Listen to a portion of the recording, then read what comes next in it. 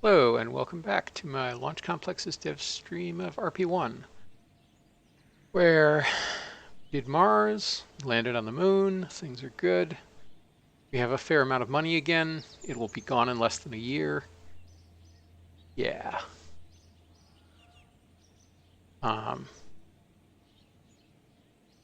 you all go into research.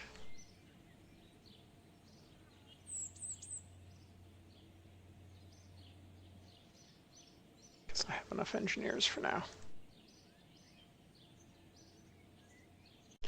So, figure out what to do next.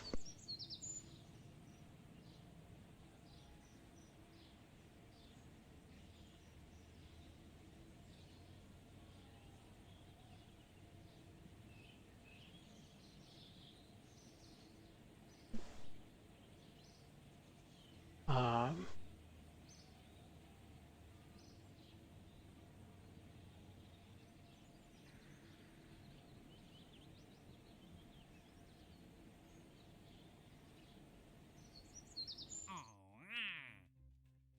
okay, so this contract is going to bankroll Gemini.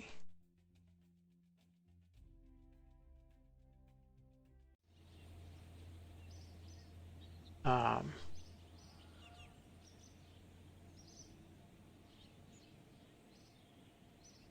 so that completes July 63.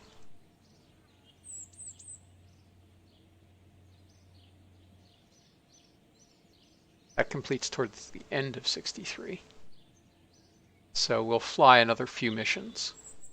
And then as soon as it completes, we need to start upgrading that launch complex.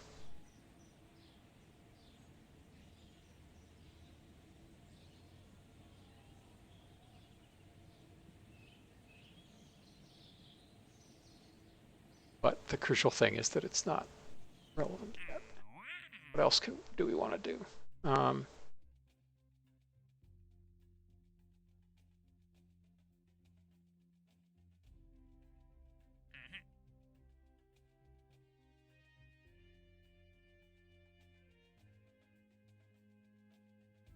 We can do 4 of these.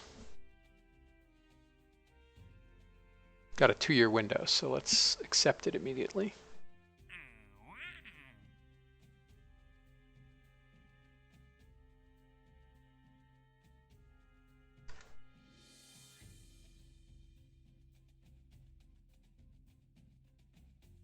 At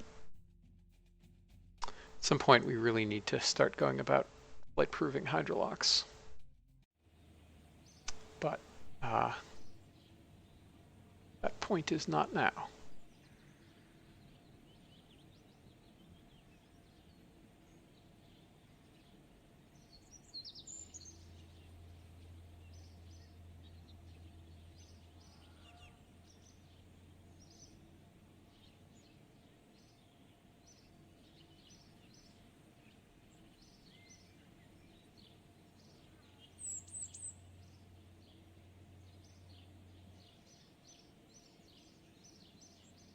Okay, that thing is trying.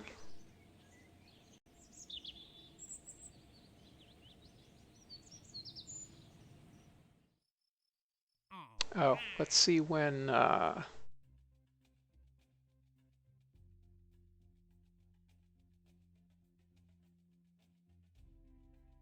13 days. So set an alarm for 6 days.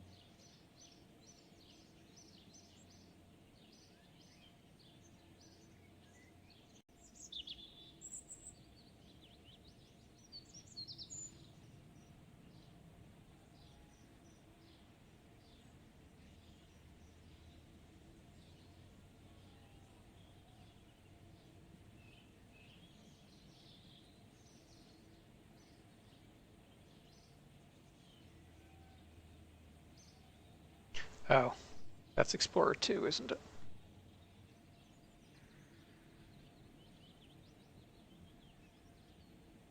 Oh, no, you're on the lunar. You're in Lunar Night. Don't care. It's going to take you a while.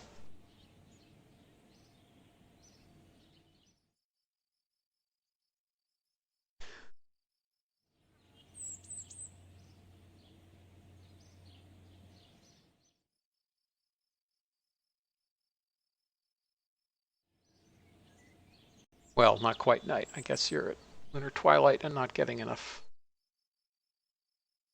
solar.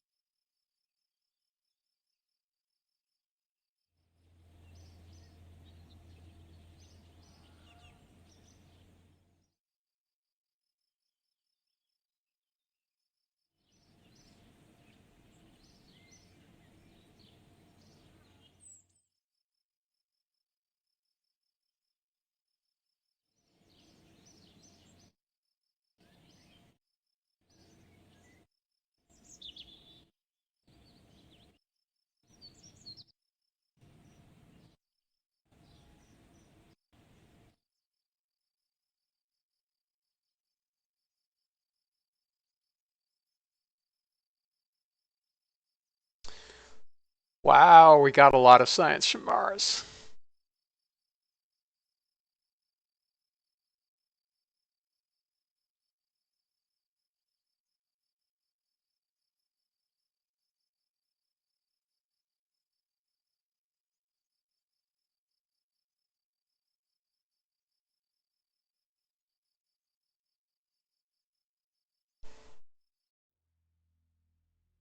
Let's see, what else do we want to get? Gonna see if this works out. It does. Wait till I switch over to the Twitch screen though. That seems to be working. If you can still hear me, I can indeed. Excellent. Okay. Living in the future. Actually, living in the past, since I had to use the web browser to make this work, the Twitch app did not like having separate volume controls for you know. Yep. It wasn't separate from the mobile device's volume control, but this works, so cool. Yeah, I'm sorry. Like, I mean, you can't read a bunch of the text on my screen anyway, so like, Yeah, I guess it doesn't change much. yeah, it does not.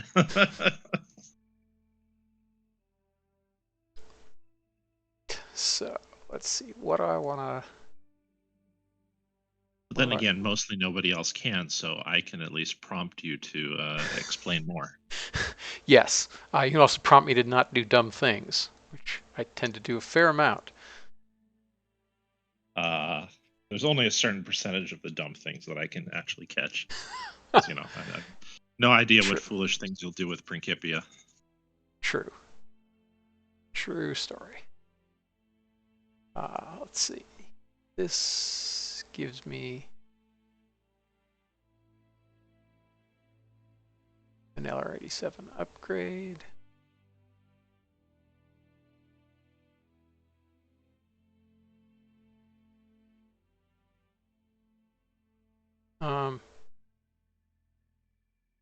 But hey, at least you'll have more of my full attention since I can't play Factorio in the background.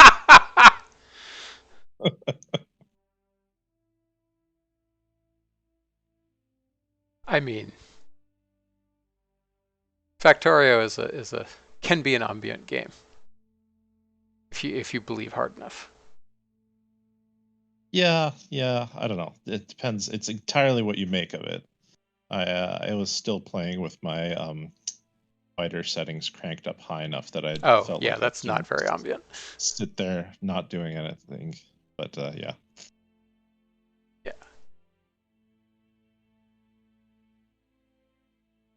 What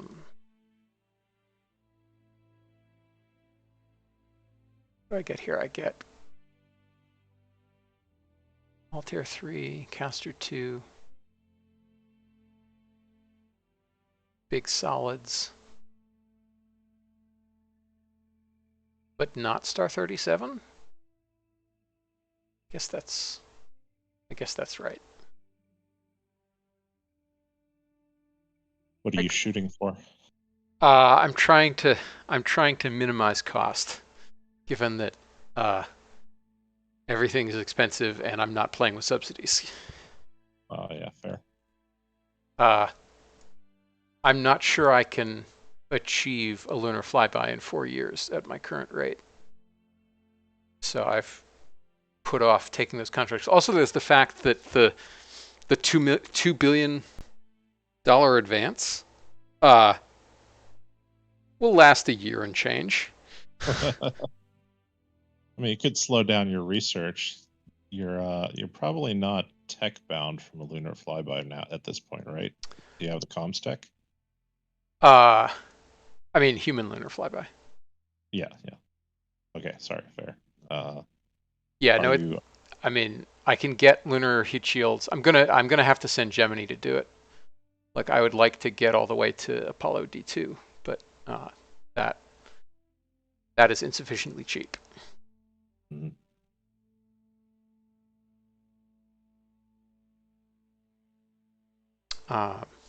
So yeah, I'm gonna need some kind of, whether it's liquids or solids, some kind of boost, because I can't afford I will not be able to afford the American strategy of all hydrolox all the time. Yeah. I think this is the next best bet is lunar heat shields, and probably 120-inch solids.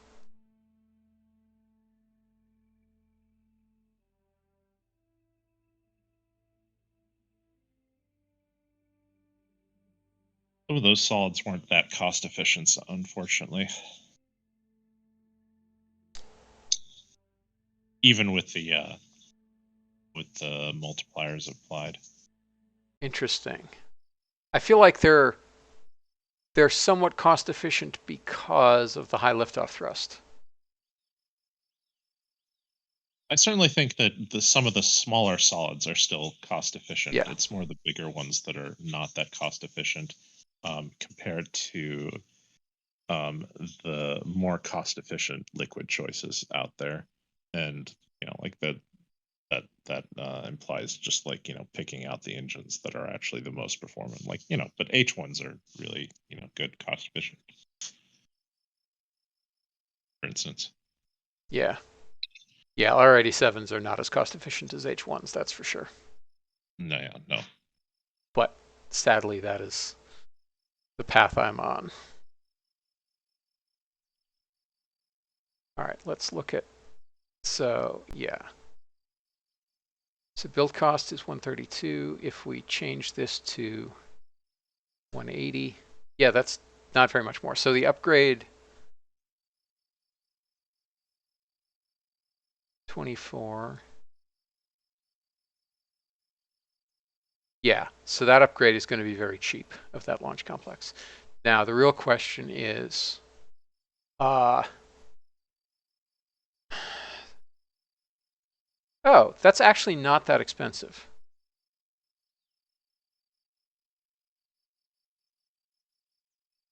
Okay, sure.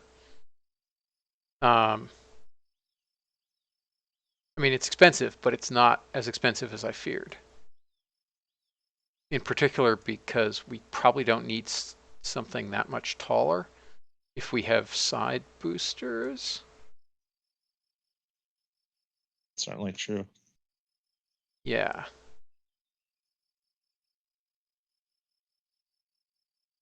Okay. Yeah, so doing that, like my auto belief, my hunch is that we can certainly do a circumlunar flight on basically a broadly speaking, a Titan 3, like a Titan 3E of one sort or another. Particularly if I, um,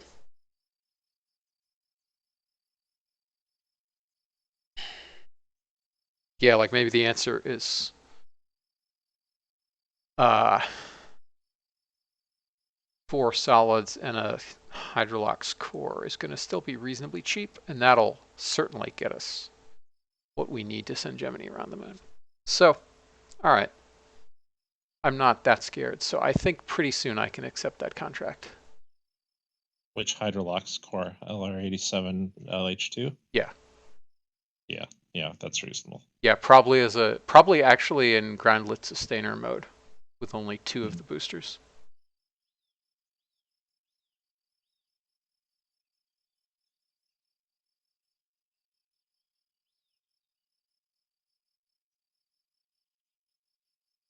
I mean, that engine itself is pretty reasonable. You really pay through the nose for tankage, though. Yep. Yeah, Hydrolox is expensive. Squirrel, you're talking about something to send Gemini circumlunar or just get it into orbit? Because that seems like super overkill to get it into orbit.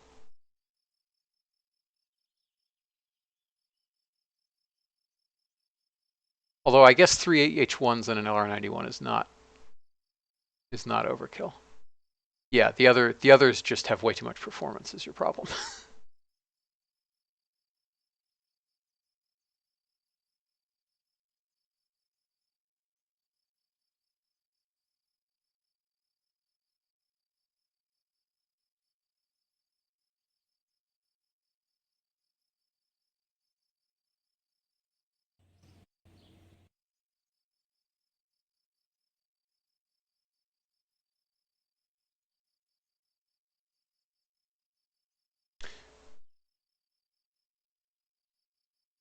Oh, right. Yeah, you're trying to go polar.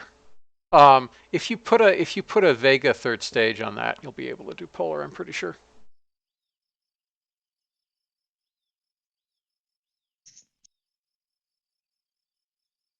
Particularly given how high a thrust to weight ratio at liftoff you'll have from 3H1s.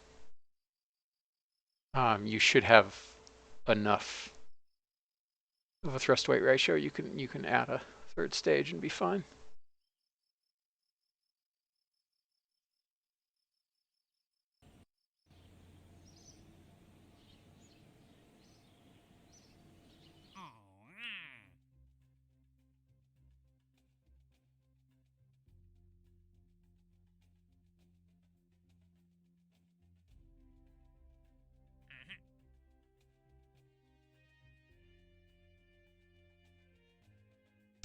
$190 is not going to happen.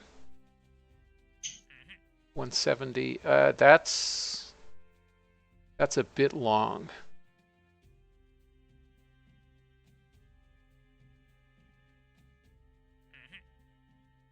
Too high.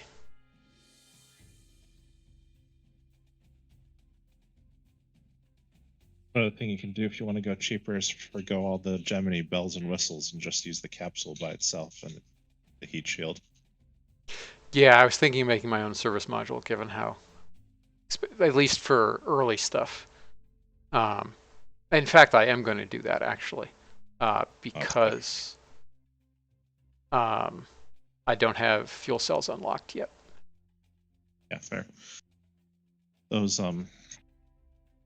pretty parts for Gemini, or actually most of the pretty parts that we attach to capsules, seem to be overpriced for some reason. They're basically the alternative. We have a set price for the entire spacecraft. And I think you're probably right that more of it should be the capsule itself and less of it should be those parts. But I can't see why they got costed the way they did. Yeah. But I mean, just like the discrepancy between things like the parachute, things like Yep. that. Yeah, I agree. In the same way that we've deprecated non-procedural avionics, so we don't have to balance. Like, I agree, we should try to balance those to that, or we just properly increase the cost of parachutes, which would have knock-on effects, but probably don't need to be that high. I don't know how much a parachute should actually cost. Yeah, it's a tough one because they should actually be. I mean, the ones that you recover a whack with should be very cheap, but have some failure rate. Yeah, That's exactly. higher. We don't have human rating on parts Yeah. as an option. I mean, we could as part of adding test flight to things. Yep. Oh yeah, that's right. I closed ascent guidance, and now I have to open it again. 28. We'll just go to 28.5. That's fine.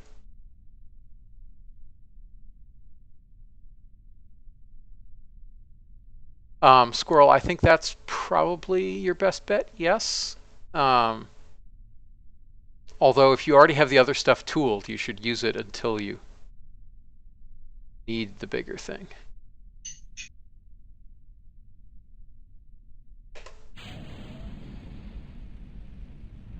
Yeah, why is that not getting positioned correctly? That's so annoying.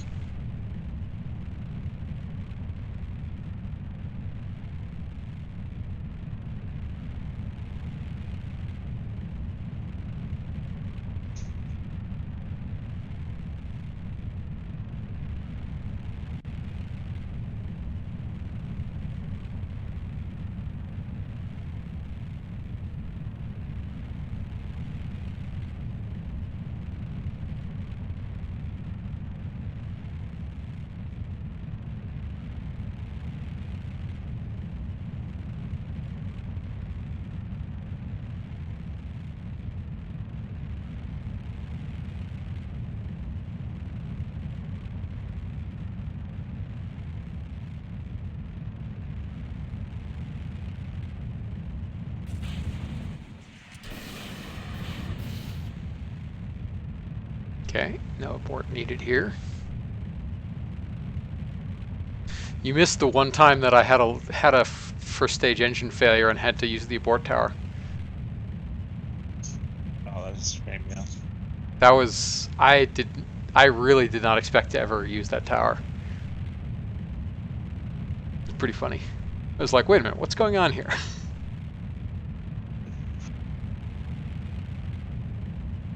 Interestingly, also, and I haven't made this change to the craft file. I need to hook up disable autopilot to the abort action group because once I aborted it was still trying to auto stage, so it staged everything away, including the drogue parachute. So we fell for a long time before the main deployed.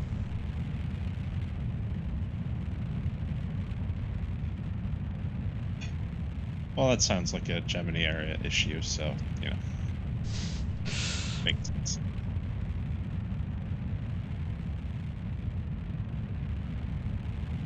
Yeah, I mean, like had I been flying Gemini at the time, probably would have been a loss of crew. I mean, not in Kerbal, because just I would have turned off all the engines and separated the spacecraft, and everything would have been fine. But in reality, it might well have been a loss of crew, because like you wouldn't have been able to eject.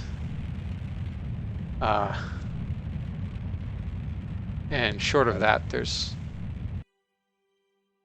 which reminds me, I'm going to have to actually put an abort tower on Gemini because part of the reason they got it or thought they would get away with it was because it was hypergolics, and on a Keralax booster, I actually need an abort tower. Sorry, go ahead. I lost my train of thought anyway. Don't big deal. Sorry.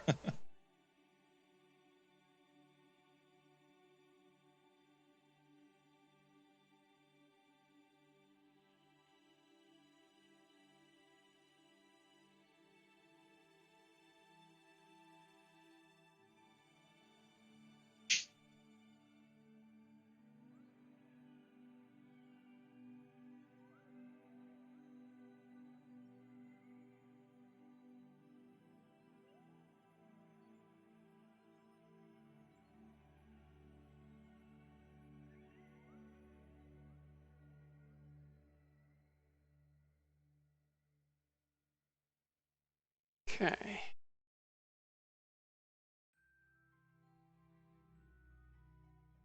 All right. Coming over the Pacific.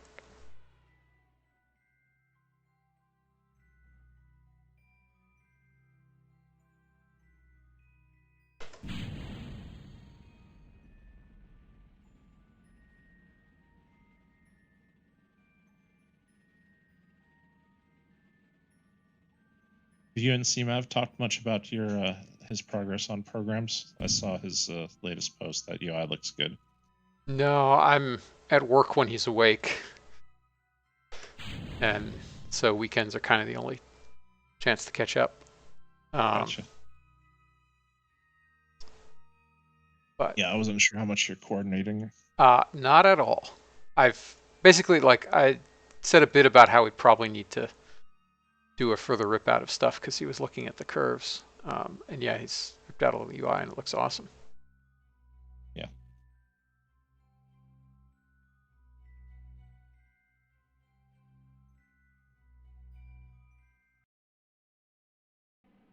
Sounds like we should sit down and coordinate sometime. Mm-hmm. I was hoping to get my, like PC back so I could finish off that dock.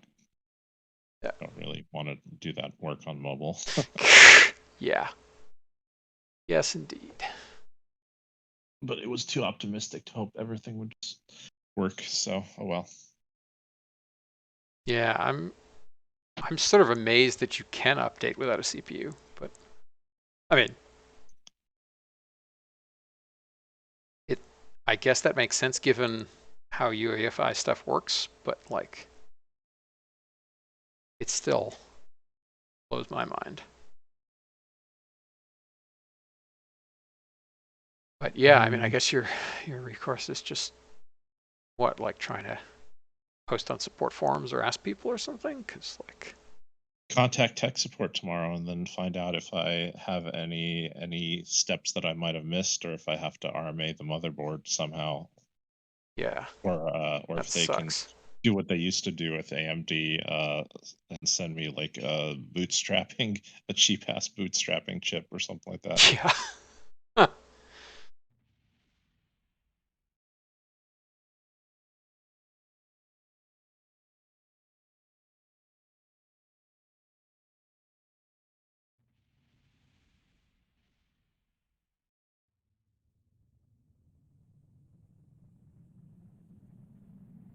Yeah, it's weird to me that it's not just recognized as an unknown chip, but this of the correct generation.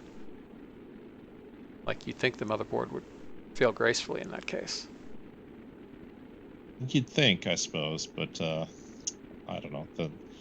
It's the creep of complexity. Yeah.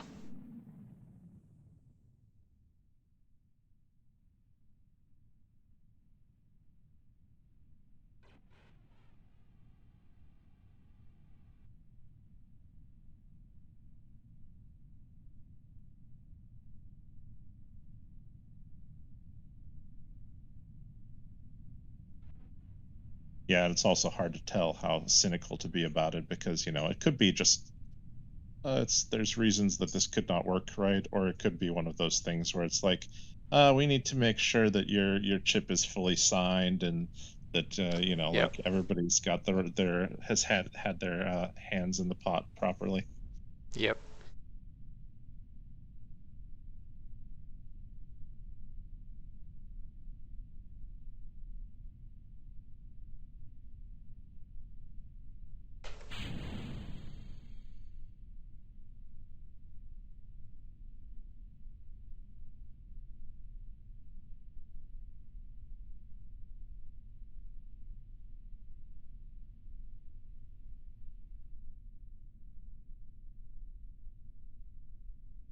I did read that while installing Windows, that I should have my internet disconnected just to make sure that Windows does not try and force down all the Windows login stuff. Yes. That's the side route to installing your OS without having to be too much of a Microsoft supplicant. Yeah. Don't worry, the policy will change in 6 months. Yep. And yeah, it's like you would think an organization that's that ossified would actually be steadier about its policies. Oh, I thought you were specifically talking about stuff that's coming through with Windows 11 and not just. Oh, I mean, also like yes, they're trying to push the logon stuff, but it's also the case that just like it's Microsoft, everything changes. Not just the login stuff, but the what is it? The there's the thing where they have to have the trusted keys on a separate manager on your motherboard, and Oh, I didn't even know about that. secure boot. Secure boot is Oh, great. the new thing coming through too. Well, I stayed in Windows 7 for like 4 years after Windows 10 came out or something. So Yeah, I might have to stick with Windows 10 for a while. yeah.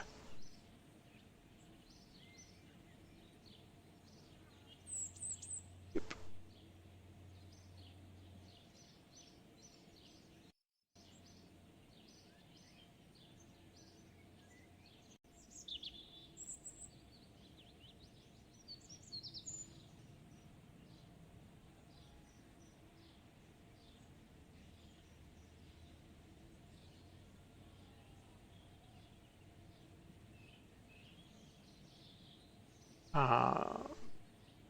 Let's see. Finish the reconditioning. And in 20 days, apply another one of the SunSync contracts.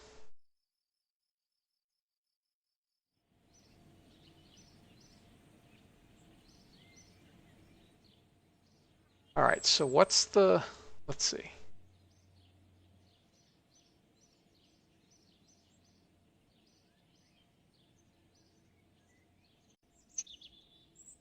All right, so only on leave for a few weeks.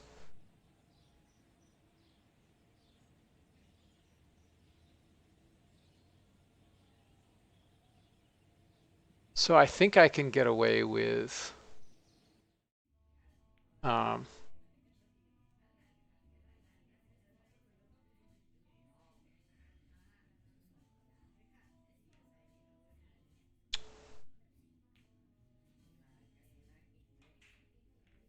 I guess I really should hire more astronauts.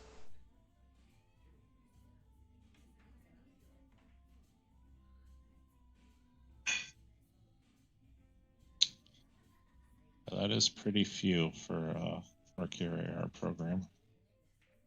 Sorry, Gemini Air program.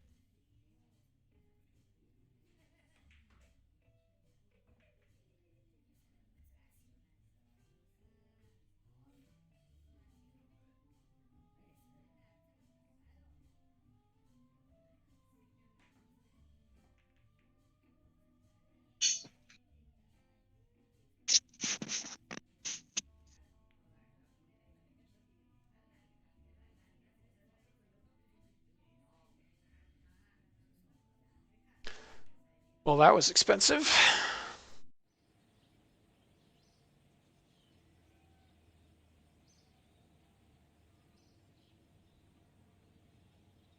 It's going to take them a year to be ready for Gemini.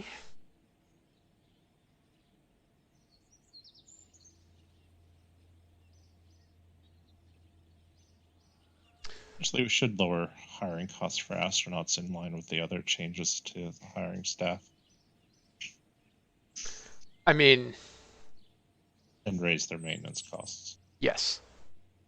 Yes, and in particular, so like most of that hiring cost should really go into the cost of proficiency training. Yeah, essentially. I But mean, that's there's like they're probably like I liked how Barris had like you're in basic training for a while and then you're in program then you're in one of the program trainings. And I'd like to model the basic training. I would like it to not be the case that you can immediately hire an astronaut and then fly them. Gemini. Like put them in, put them in the launch platform instead of the capsule, and then. Yeah.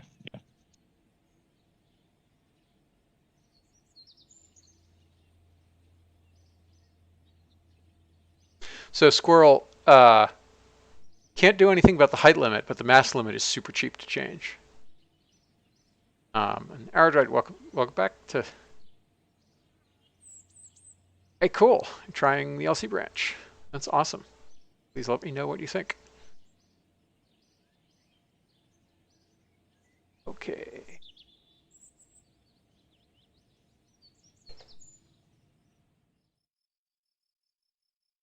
Are you separately tracking your RP-1 playtime?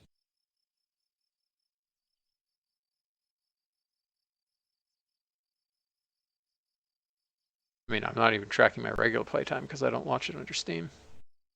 Oh, I meant Aerodroid. Yeah. No, I know you did. I was just saying for the record. Like, I'm impressed that you're tracking it at all. Yeah, I've got a fairly large playtime on Steam, but that's entirely for running it for work, and Yeah. most of my time is in modded that was not tracked.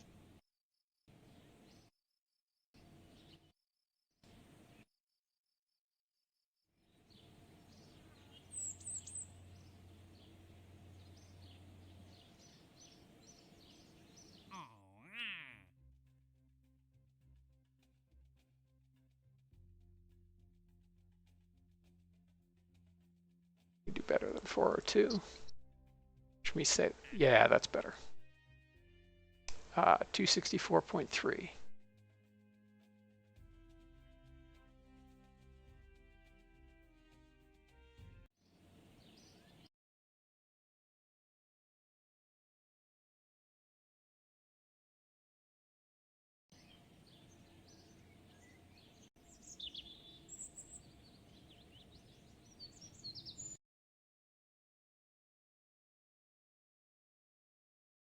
Yeah, I feel like up until historical 64 or so, it works. And then after that, we really need programs, subsidies to make it playable. Like I've almost hit the wall. Mm-hmm.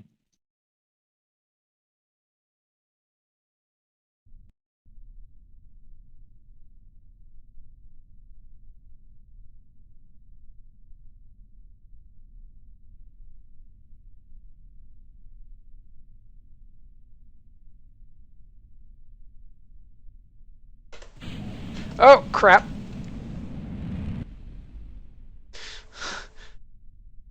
Yeah, it's actually in 18 hours. That was dumb. You won't be able to take lunar landing or something to get over the wall. You can't take lunar landing until you fly by the moon first. Yeah, but it looks like you'll be able to fly by the moon. Yeah, but like lunar landing doesn't give you that much. It's only what, like 3 or 4 million? Yeah, but that's 2 years. It's 2 years with my current staff levels. It's not 2 years at where I need to be to make a lunar lander.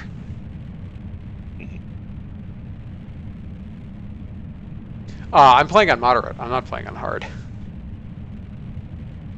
My last campaign was actually a real campaign and was on hard. This is on moderate. But like probably should have been on normal. Although, don't want to be on normal because, or I forget whether it changes science. I want moderate tuning for everything else, but I probably need more funds.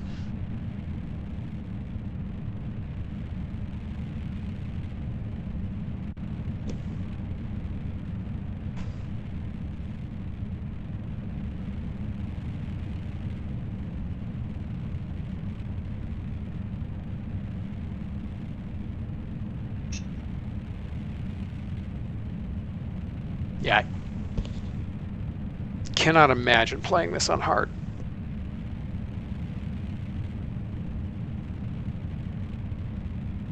I can imagine a lot of repeatables. I mean, I'm literally flying all the repeatables I can, and I only barely stayed above water the last few nights. But But can't you just, I mean, you can just research slower and let time go. Yeah, I mean, I could fire a bunch of people. Yeah.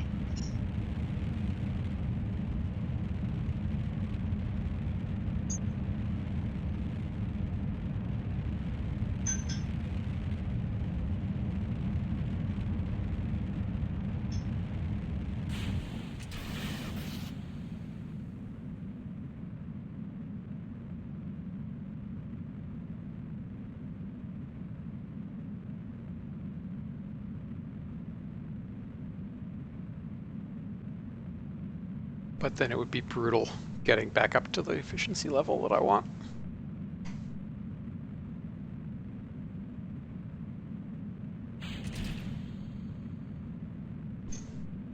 Yeah, I mean, so Aerodroid, for reference, my yearly costs are 1.2 million funds, uh, just from staff and maintenance, like not including any parts, entry costs that I pay, or launch vehicles that I build, or anything else. So,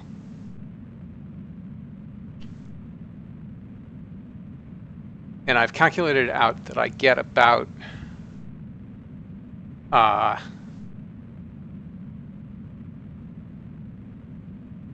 I can get about 90K a month in repeatables right now. Once I get Gemini, it'll be better. But right now I get 90K a month in repeatables. So you can almost break even. So I can almost break even, which is good because unlocking Gemini is going to cost 750,000 funds.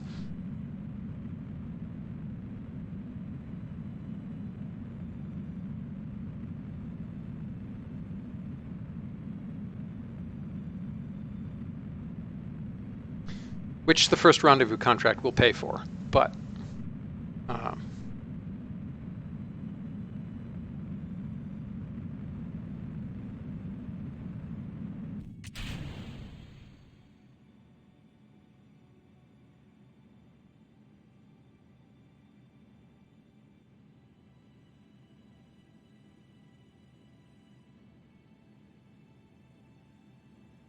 No, the cost tuning Aerodroid is just completely wrong now because we're also supposed to switch over to a new in development system for how the space program gets paid for. So it's an in between spit date. yeah, like mostly why I'm playing this playthrough is to get a sense of where the tuning is. And like the fact that it's been okay so far, although like I freely admit that I'm not your average RP1 player, is gives us a ballpark to now, but it like definitely shows that to be able to expand from this point, we need a massive increase in funds.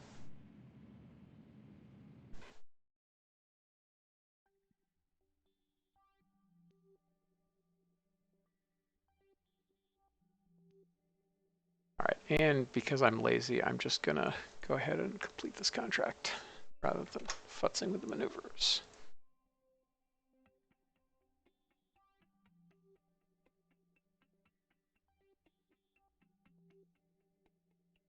In the longer term, we should consider how we might amortize ECMs. Those are still big, Yep. just lump sums. Yep, I agree.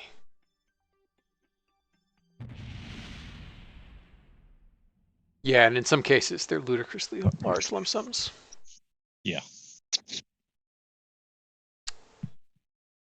Some of those costs may be worth lowering, just because like more of the cost is currently being paid by the research program itself to get there. Right. Yeah, it's not clear that the R&D costs for a project should be entirely represented in the entry cost anymore. Yeah. Yeah, I think that's fair.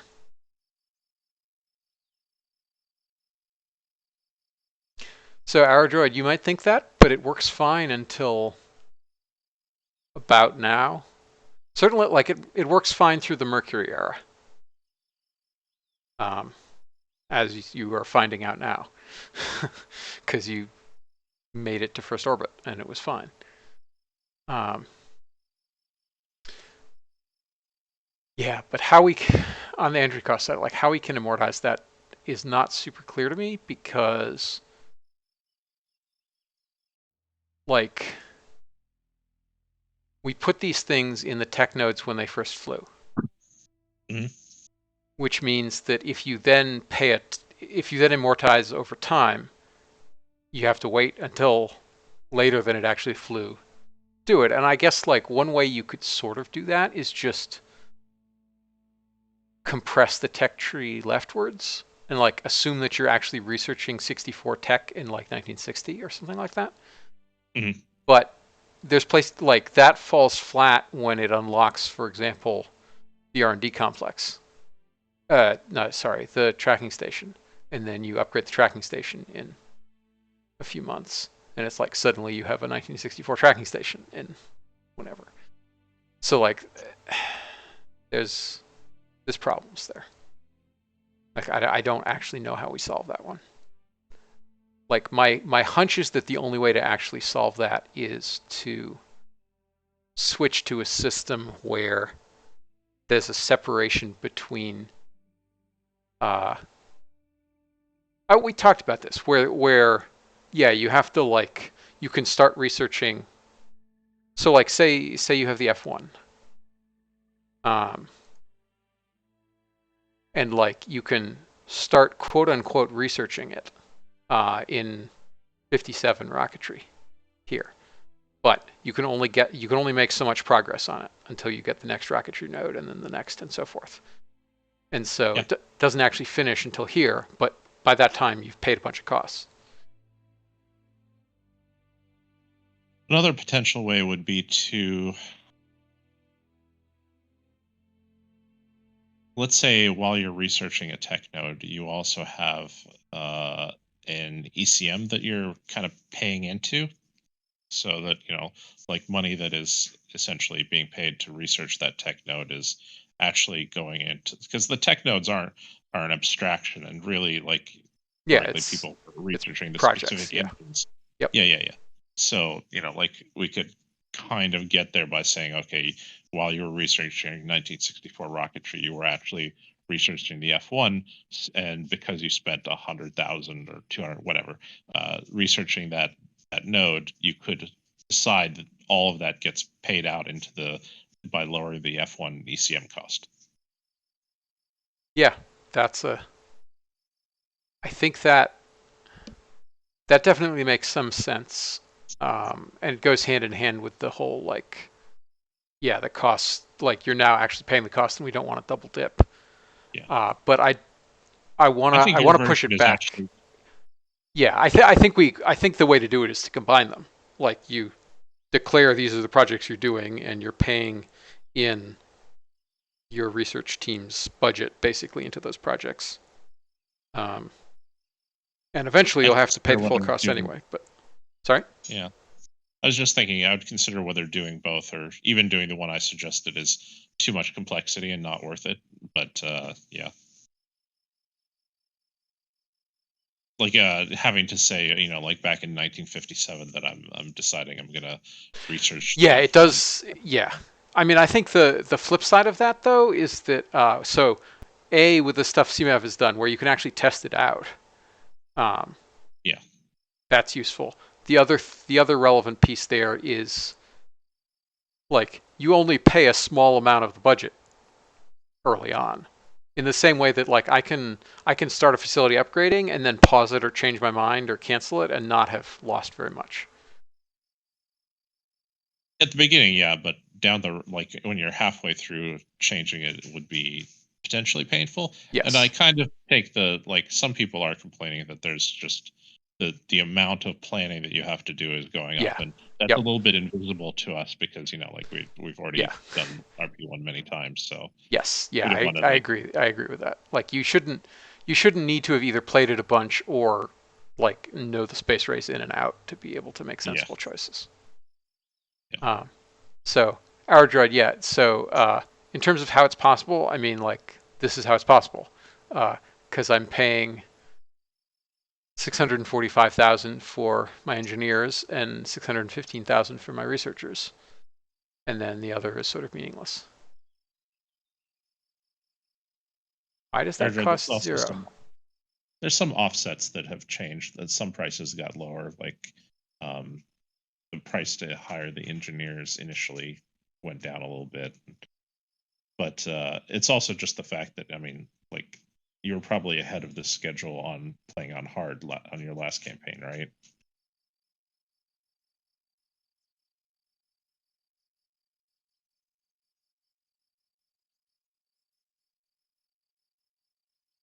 I mean, what would science do then if money also was what it costs to unlock nodes?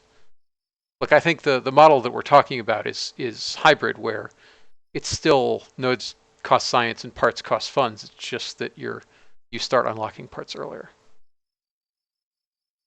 I mean, the model that you're talking about is effectively the model that is now the case, because you have to pay for researchers, and researchers cost a fortune. So effectively, research, like the node points that researchers generate, like effectively you're paying money for nodes now. Yep.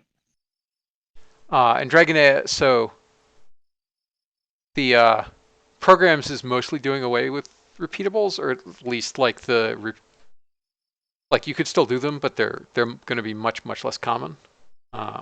So like, yeah, a lot of it is trying to do away with the stuff that's grindy and only leave the stuff that's fun.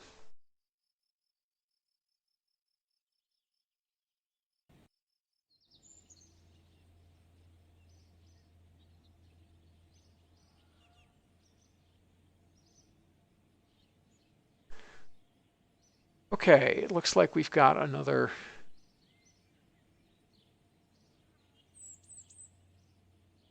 lunar landing coming up.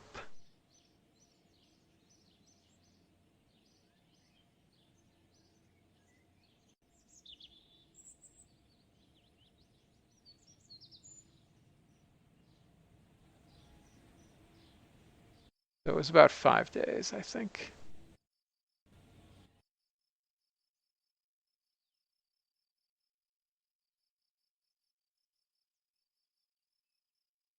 I don't care that you're out of battery.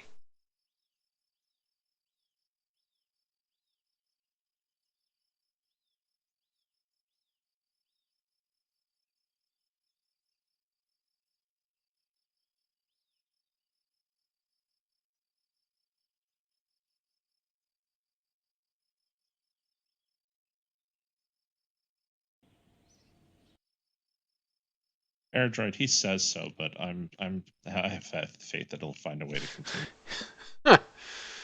Yeah, there's probably a way. I mean, because like, There's always more caveman bag of tricks to dip into if you need to.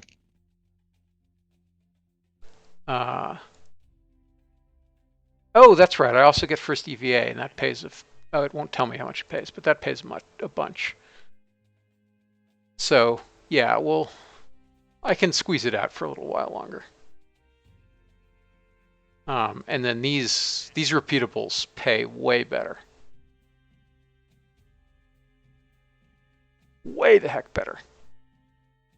Although tragically, we can't actually do them until we unlock fuel cells, because the durations are super high. Like, I can't stay in orbit on batteries for 9 days. Just, that's not going to happen. So I guess we actually have to continue flying some of these flights with Gemini until I have fuel cells researched. You can throw things with very expensive solar panels out there. Is that even possible? Like, I guess it's possible, but they're going to be huge solar panels. Huge. I mean, what's the draw on Gemini right now? Like 100 750 watts or something? Yeah, you can do that. With 1961 solar? Like, yes, it's possible, but would you want to? I don't know. I forget how much it costs. One number that I have not memorized precisely. Yeah, it's the wattage draw is pretty high. Not as bad as Apollo, but it's quite high. Um, but what was I looking at? Right, I was looking when. Right, we don't get that until. Oh, only another couple months in. That's fine. So yeah, we'll only fly like one. We'll fly the rendezvous flight with batteries, and then we'll fly a real flight. Um,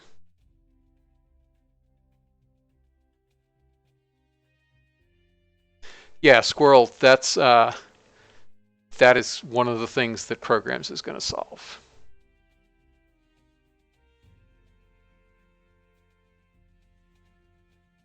100%.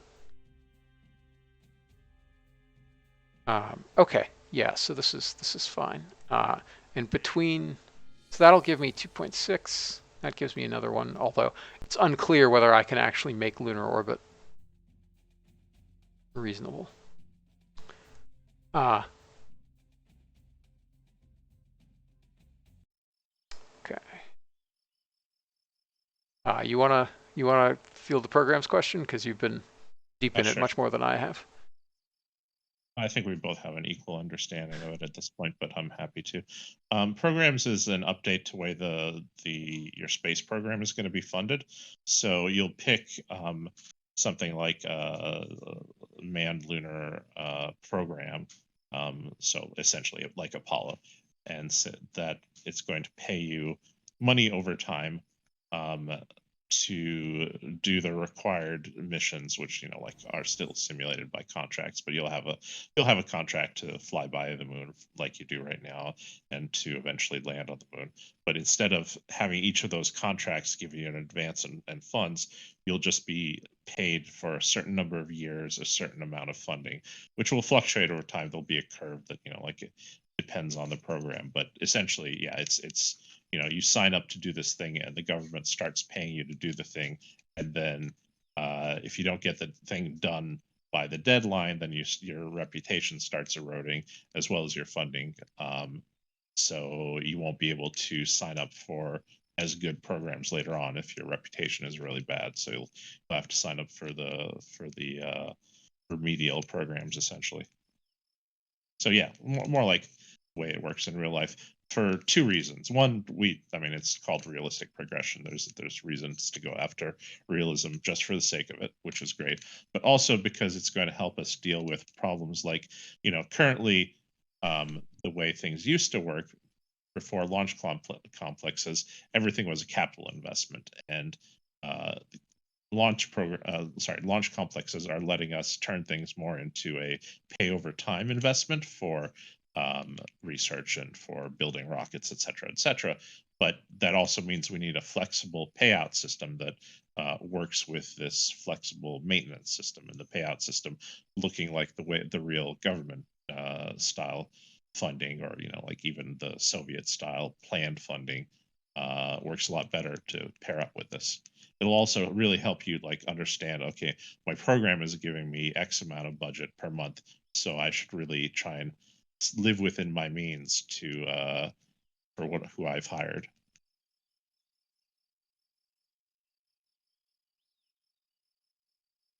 That was a little rambly, but that's it in a nutshell. Yep.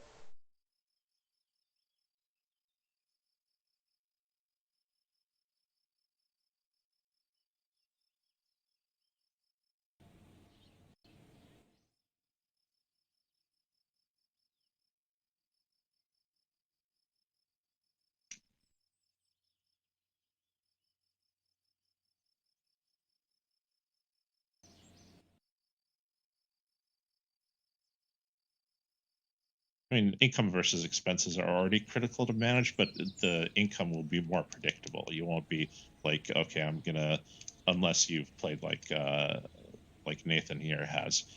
People don't know, like, okay, well, if I do this contract, I'll be able to get this much money, so I can, and then see also the next things advance and get that money to your planning will be more straightforward, or at least the funding side of it. Yeah, it's like I literally had to do some sums in a tab to figure out like what I was netting on my repeatables and how often was I flying them and what effective income is that versus my Yeah. expenses. Because I got down to like 100,000 funds before my Mars missions completed and other stuff, and that was like less about a month before bankruptcy.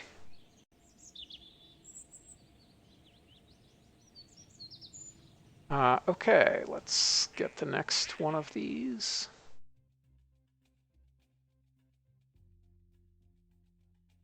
All right, I'm feeling lucky. We have to basically immediately perform retrofire.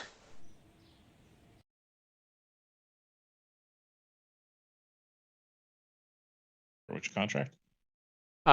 One single crew orbital, because it's stay in orbit for 1 day, 7.5 hours, and I think I have like a day and a half of battery. But my memory is the last time I did that, I went around again after hitting 7.5, which took me to uh, 1 day, 9 hours, and my batteries were running out. So there was some extra draw somewhere.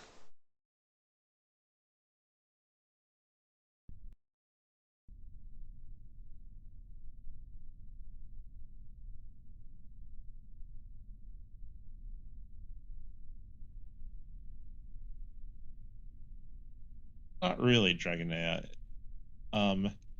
So when you sign up for a program, you'll have a certain number of years to finish this what you've signed up for. And yes, it does mean that yeah, you have to kind of know that in that time frame you'll be able to do it. But at the same time, you shouldn't be exposed to programs that are well beyond your means. Yeah, So like each program is gated by the previous one, more or less, or at least the midpoint of the previous one.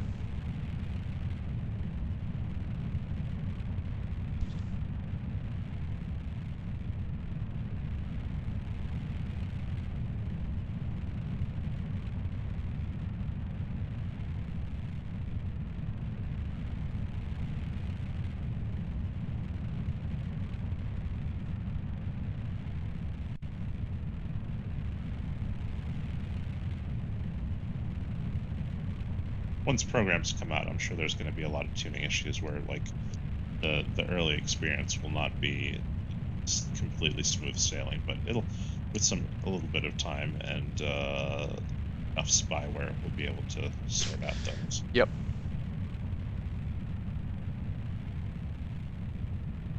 The spyware is a joke, by the way. There's a tracking tool that you can voluntarily sign up to put your career on, and then we can get the info on like Yeah. how much money at various points. Yeah. The RP-1 career logger.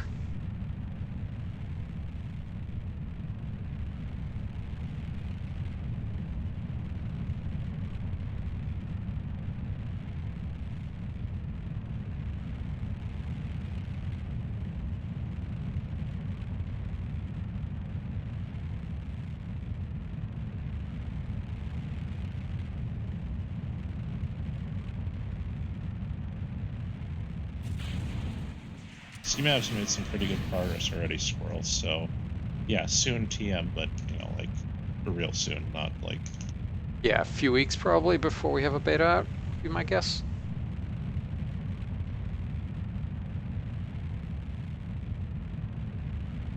Well, not a beta, but a downloadable something.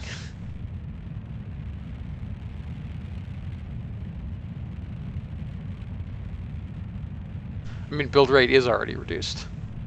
If you've noticed, my Thor equivalents are already taking about 45 days each, even for going flat out.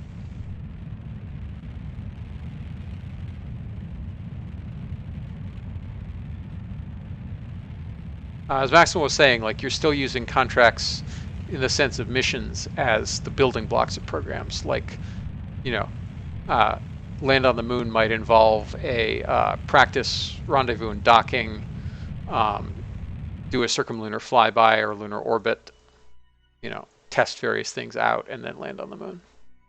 Yeah. A lot of the contracts are pretty much the same. Just the way they're organized and the where they're paid out is different now.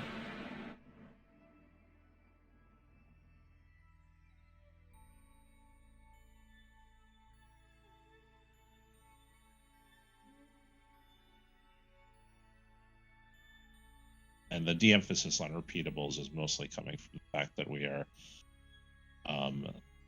some of the repeatables, the rewards aren't going to be, you know, like as huge or necessary, and some of them are just kind of outside the program system. And I think the hope is that you won't feel like you have to do them. Although I'm sure speedrunners still will. Yeah. Okay, so we apparently have one day 8 hours of electricity. I could have sworn we had one day 12 hours. But sure. Kind of vice versa, Aerodroid. Accepting a program starts you off.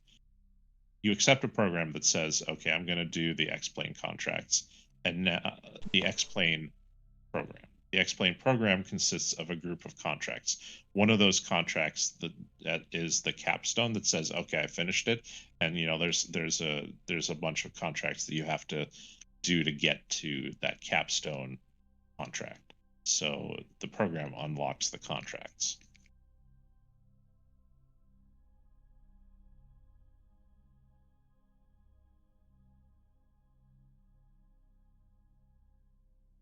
Sorry, I think I interrupted you. No, all good. Yeah, I have much less battery than I had 4 hours less battery than I thought I did. That explains why I was running so short before. So we have a half hour of juice after the contract expires. So let's hope that we hit one day 7 hours and 36 minutes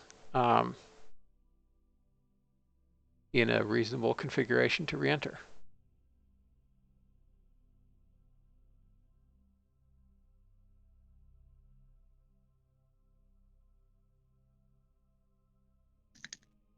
Astronaut also getting stressed out. Makes sense spending over a day in a Mercury. I'd be given your mission planning, like, yeah, let's just hope they're in the right spot. I mean, Alan Shepard wanted to spend a week in the Mercury capsule.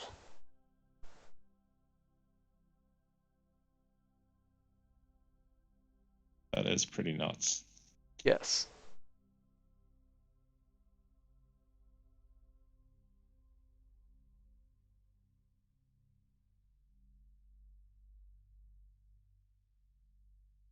All right. Immediate de-entry orbit burn.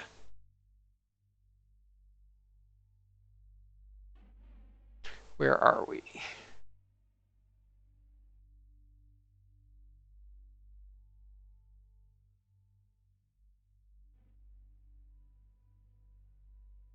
Okay, cool.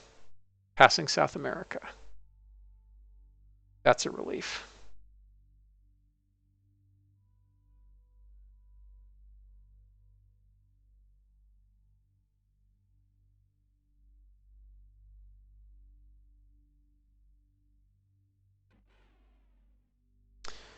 Okay, here we go.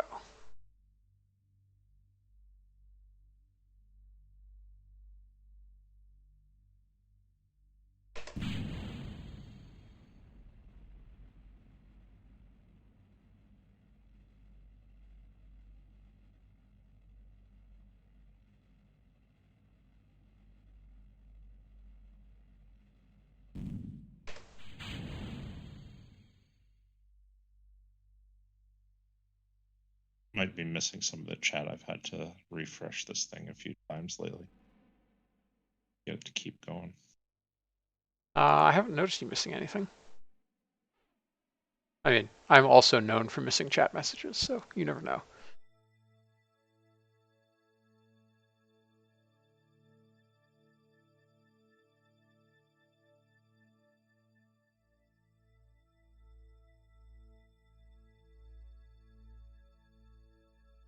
Okay, gonna land in the South Atlantic.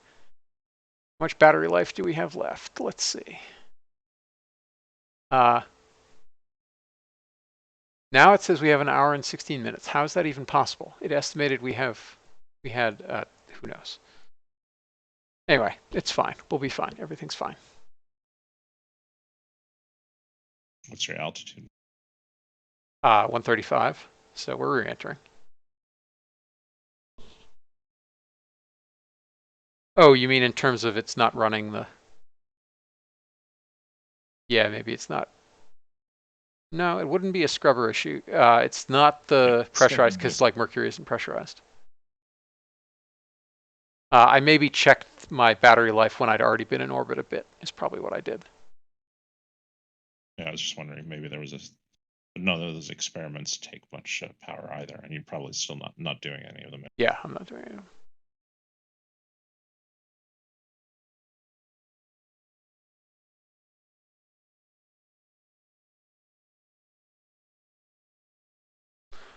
So Squirrel, Launch Complexes already makes multiple KSCs viable, right? Like your global engineering rate is global, your research rate is global, and everything else is per LC, so it doesn't matter where you do it.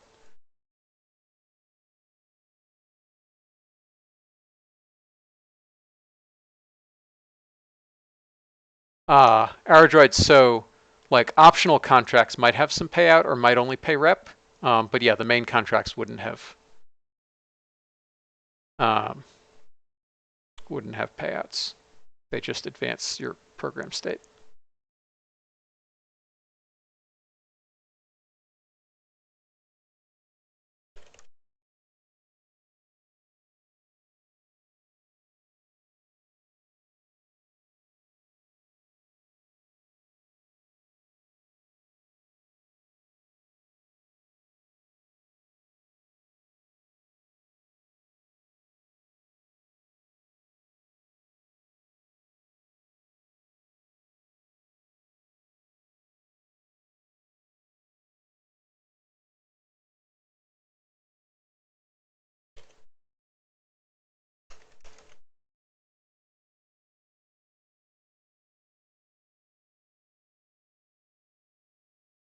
Oh, we still got to figure out what to do about rush building.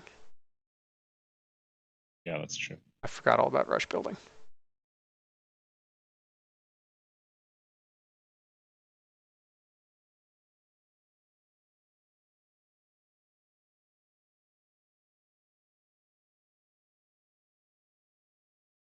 So Dragonair, what do you mean the increasing difference between real life build rates and in-game build rates?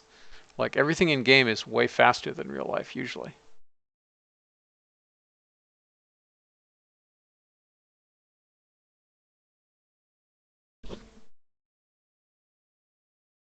Squirrel, if you swap to Vandenberg, your hangar will be the Vandenberg hangar, but since the hangar can't be upgraded, it doesn't matter. I mean, I guess you can modify the size of it, but it has a limited mass. But yeah, you'll have no launch complexes, but launch complexes are cheap.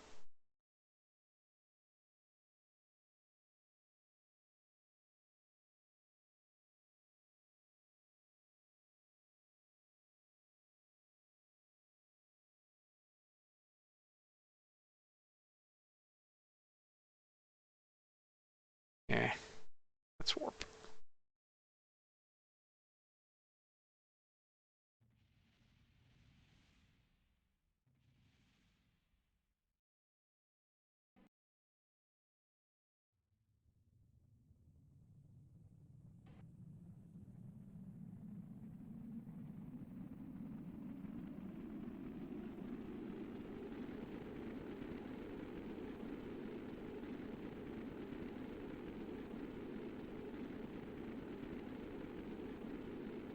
Was that could be a thing that could be done through curable constructs, allowing somebody to pick a runway that's, you know, at a different PSC.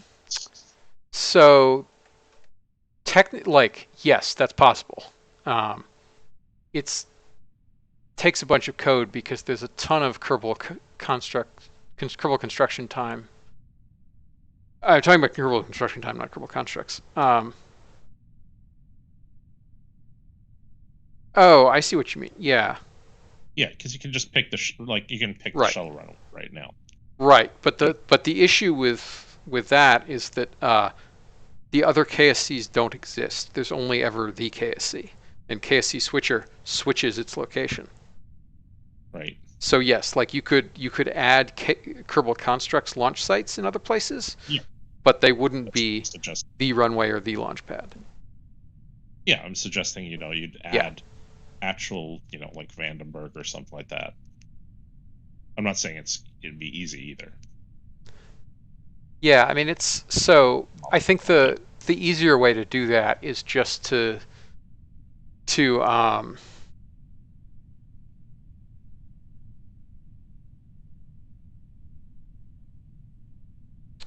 like in Kerbal construction time, you could make it like you could force it to update KSC switcher location, and you could remove the concept of the active KSC and just have all of them smushed into one.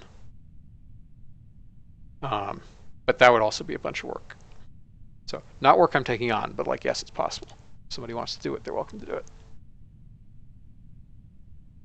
Dragonair, no. In most cases, no.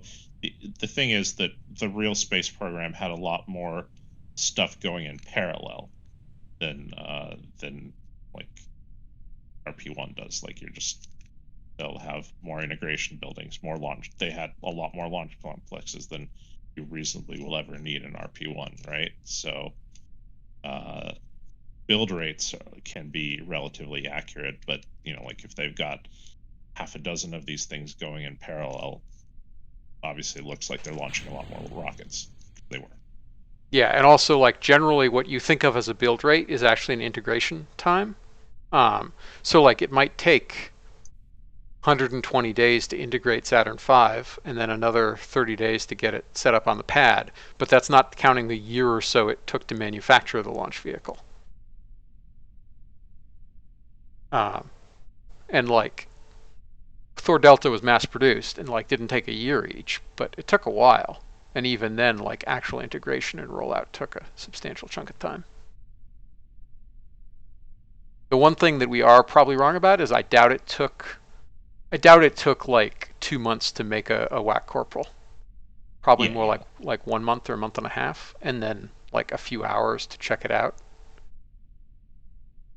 So that's screwy. But once you get to like even once you get to an A4 or something, those took a reasonable amount of time to make in the factory. It's just that they were making literally thousands of them.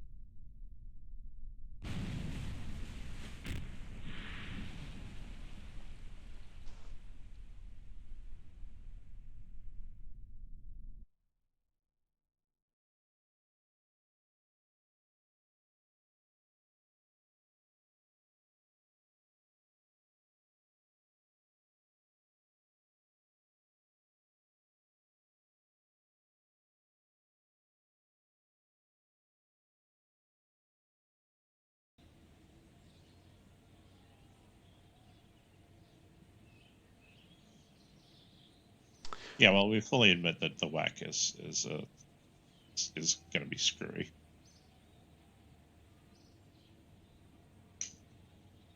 Yeah, so like integration time of a few hours for the whack is entirely sensible, but you can bet that it didn't take only a few hours to build it at Douglas's factory.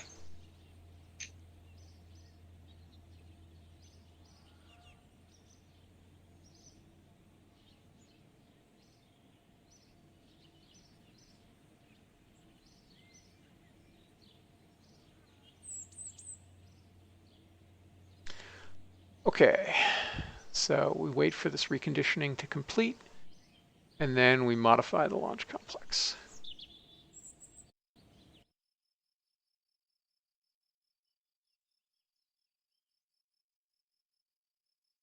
I think my cat has decided that he really might like raisin and cinnamon bread. Like he keeps licking it, like he's thinking about actually consuming it, but I know he's not gonna eat it. Still, he's thinking about it.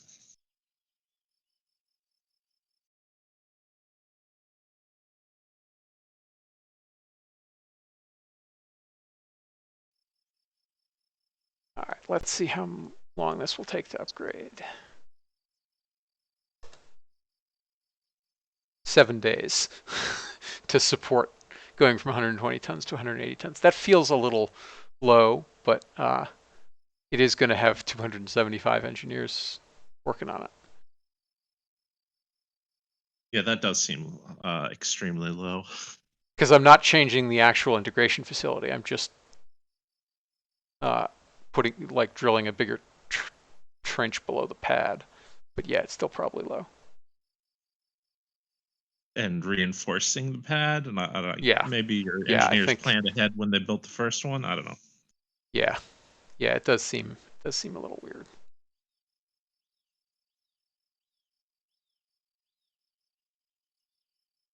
I think to fix anything like that, you would have to switch over doing spreading out how facilities are built rather than kind of. Yeah.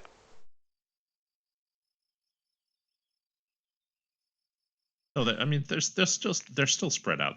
Or sorry, when you did launch complexes, did you change it so that they are built sequentially or with the way they used to be built? Sequentially. Okay, yeah. So Yeah.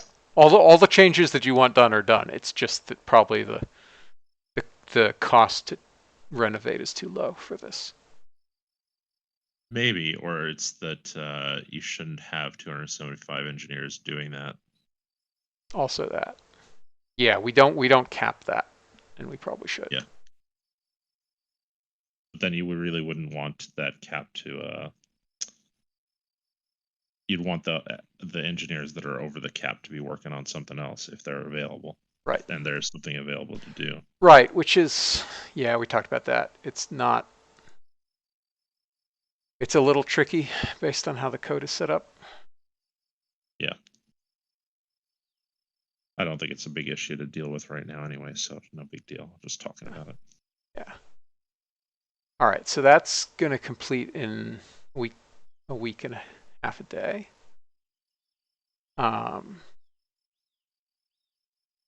And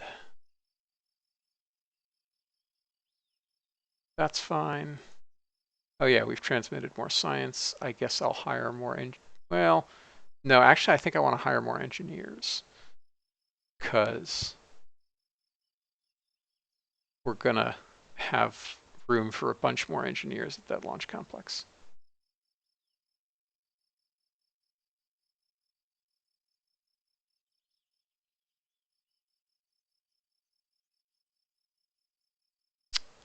All right.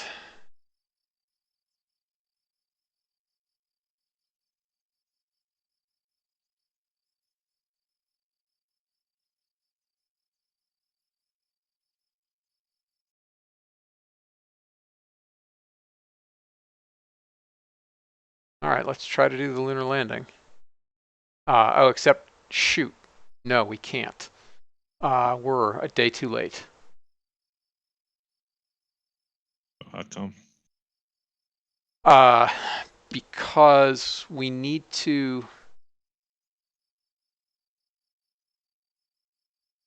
a full, like, 4+ days transit. And the moon is going to be at its node on September 8th, and it is already September 4th. Gotcha. Because the Delta V budget is not great because we don't have hydrolocks yet. I mean, we do have hydrolocks, I just haven't flight tested anything. Which means that I need to start flight testing.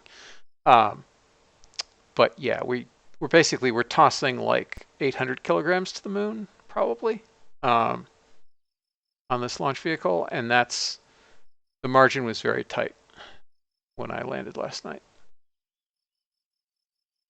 Also that I had to land basically without guidance because MechJeb's suicide burn timer was very, very off. And also time to impact was very, very off. Claimed I had 9 minutes to go when I was like 25 kilometers up. And going 400 meters per second. So 400 meters per second, mostly down. yes, Yeah, all that down, sounds all very down. off. Yes.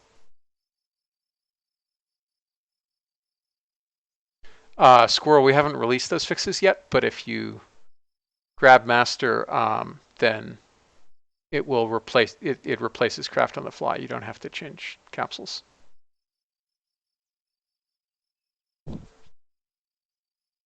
All right, so I guess we'll just wait. We'll go for the September 22nd window.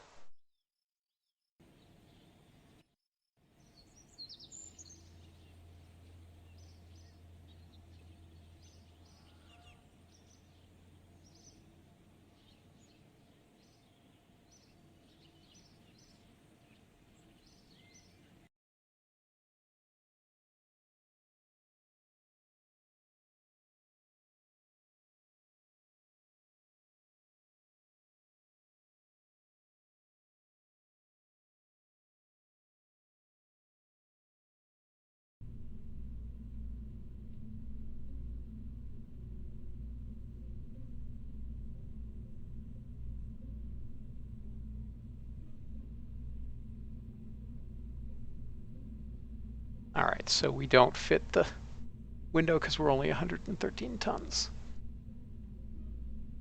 So instead,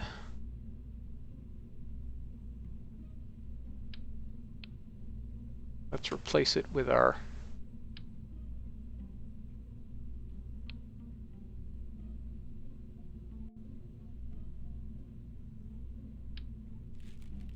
new Titan.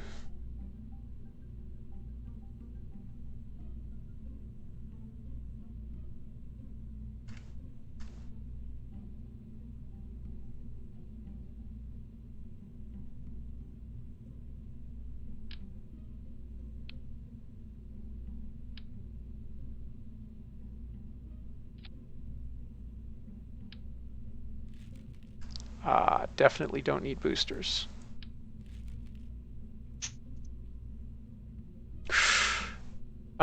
Interesting. That puts us below the limit. So apparently we have to ballast the second stage a bit.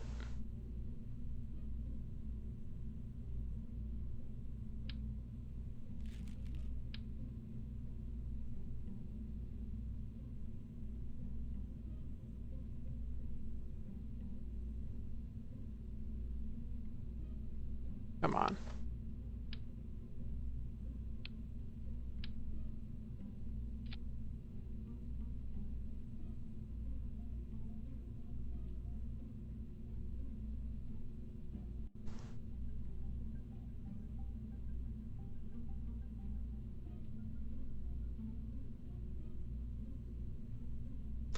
Okay, so let's ballast it with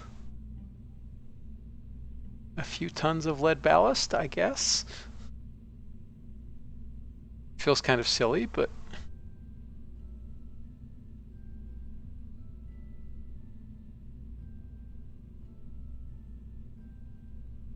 yeah, we do need 5 tons.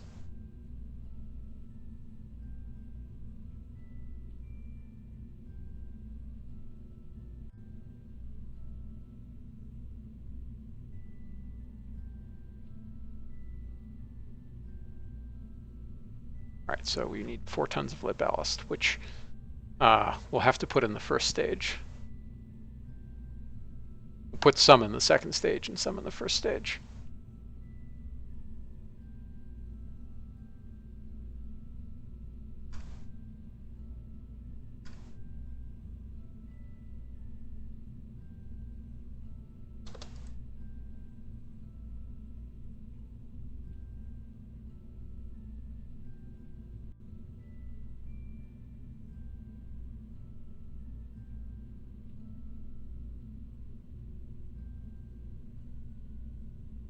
Okay.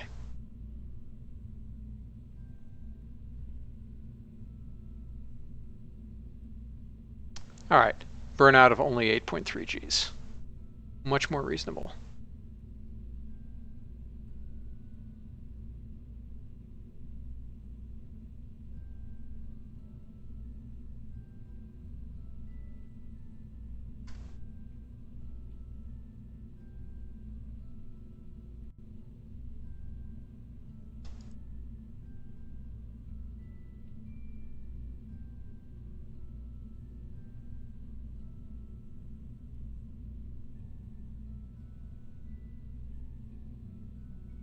Almost done.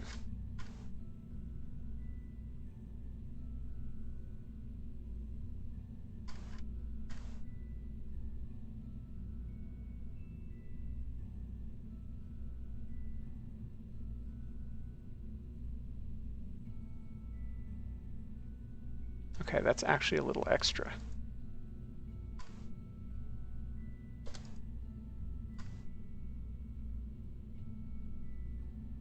That's better. Okay.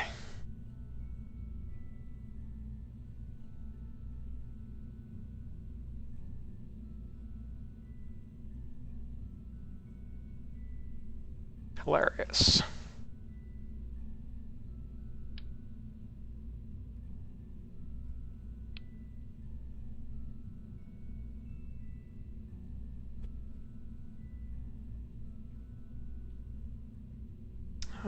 Editor extension.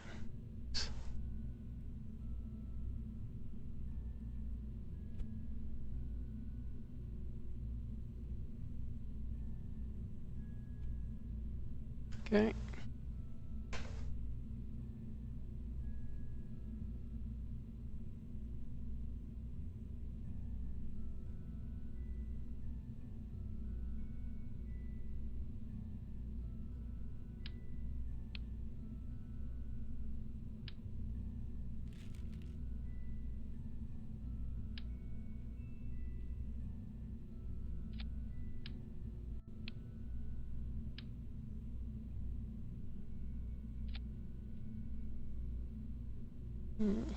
Wrong way.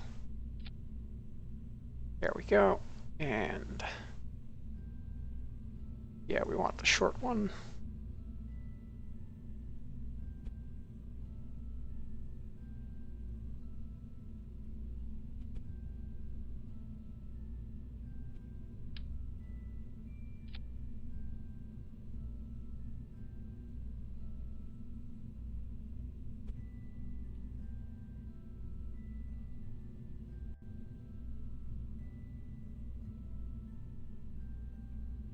And this also needs to be the short one, I guess.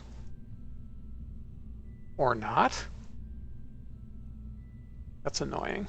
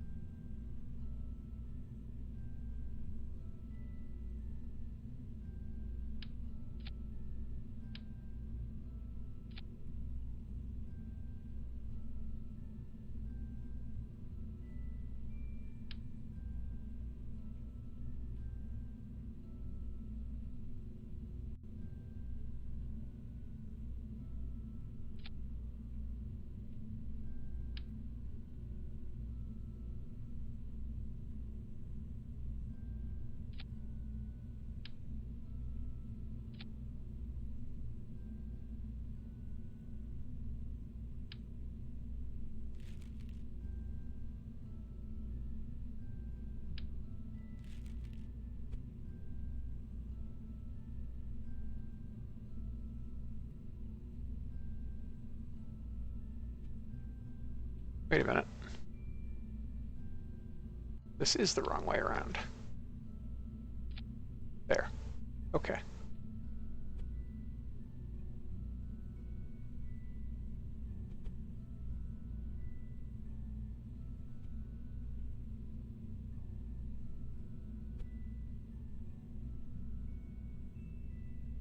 You almost spill a proton. Whichever Sorry? that one was. Sorry, never mind. Whichever rocket that was where they installed the sensor backward. Yes, that was Proton.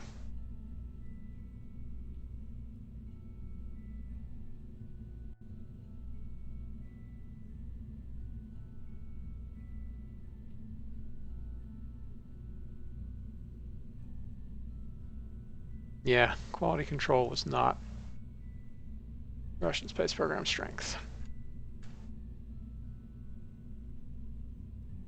All right. We should be good now.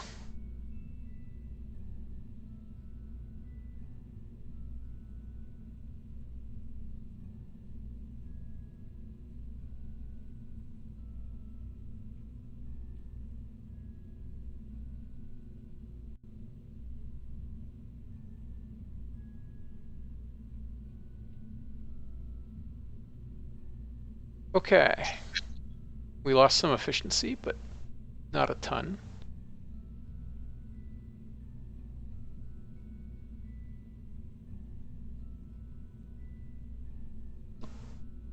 Could be worse. Okay, and crucially, oh, right. Let's check. The port needs to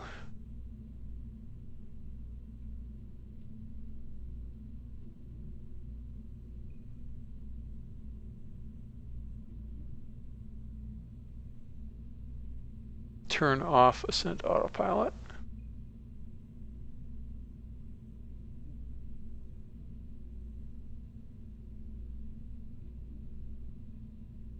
I don't really see an option for stop all the things.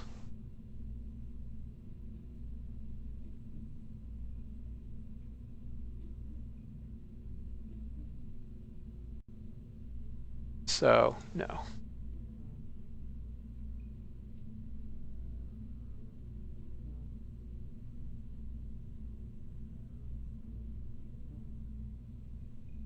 Okay.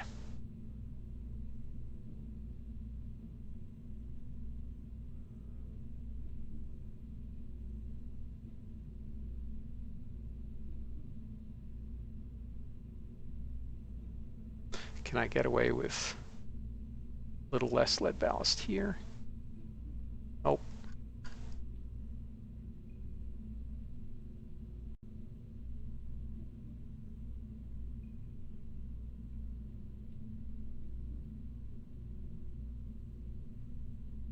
Apparently, no. Apparently, we're right at the limit. Okay, let's check staging. Staging is very wrong.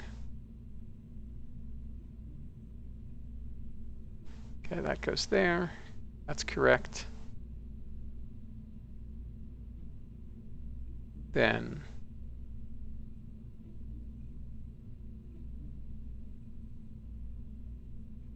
those retros should fire here.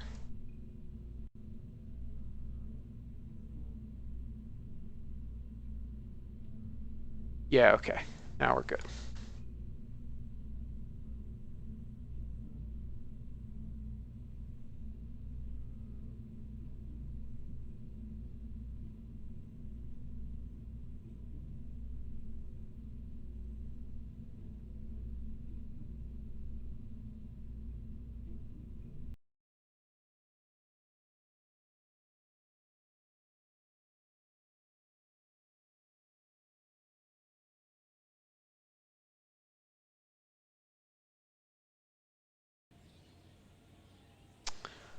All right.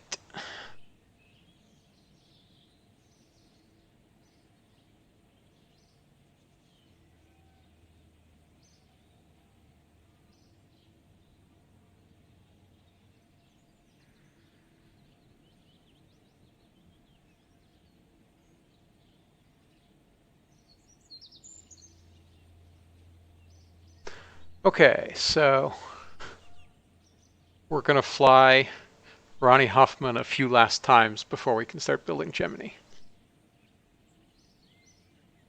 Conveniently, that finishes just about when the capsule unlocks.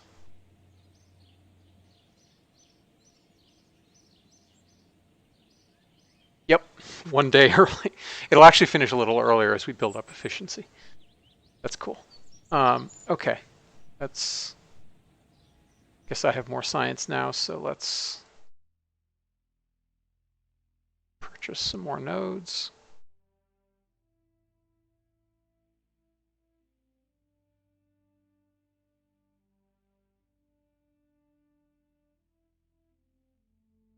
think I have to call it a night. Thanks for All having right. me. Thanks for Good coming night. by. Good night. Good luck.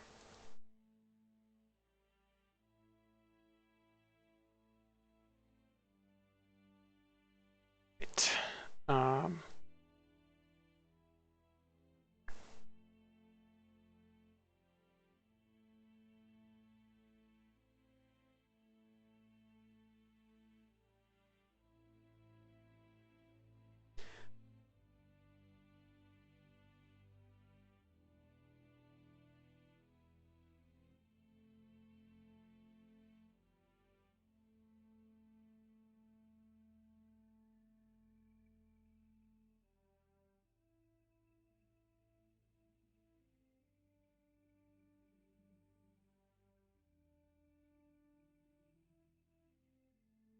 So I could get this, but I don't have the mass budget to use it yet.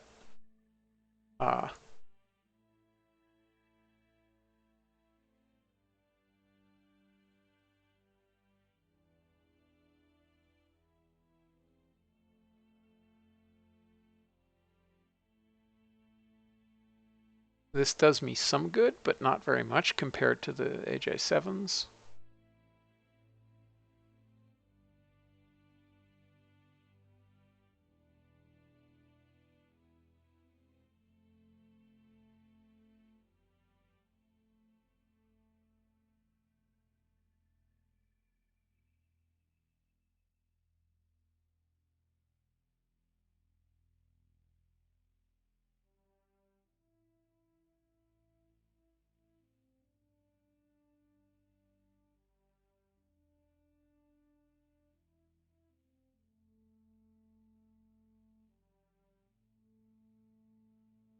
All right, I guess I need the MLI upgrade.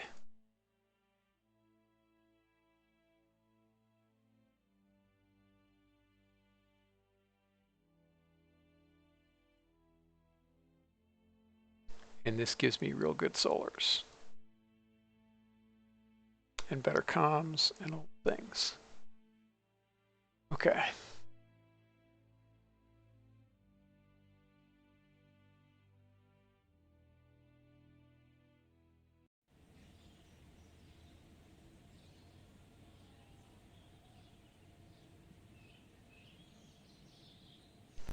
So, the lunar launch window.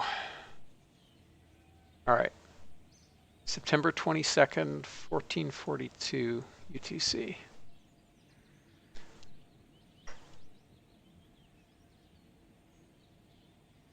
All right, so along about September 17th is when we will want to try to launch.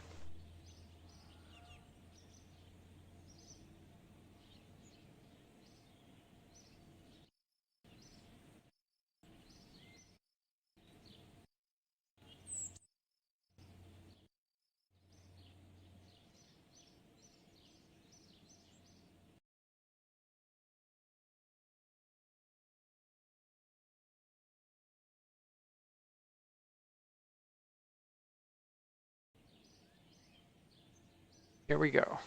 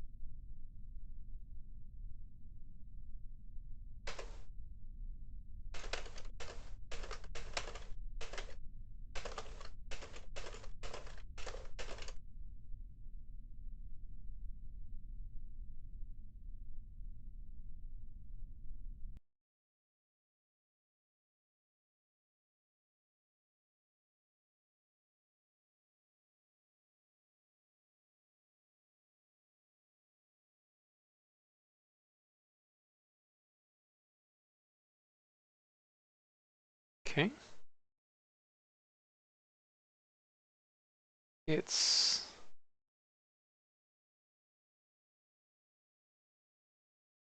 Land is 282.65.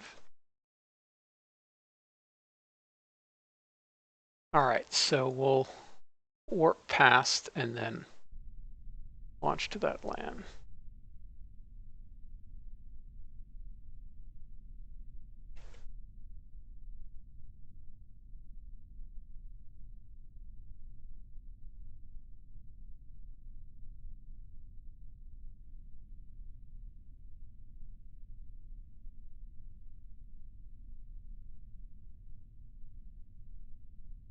Here we go.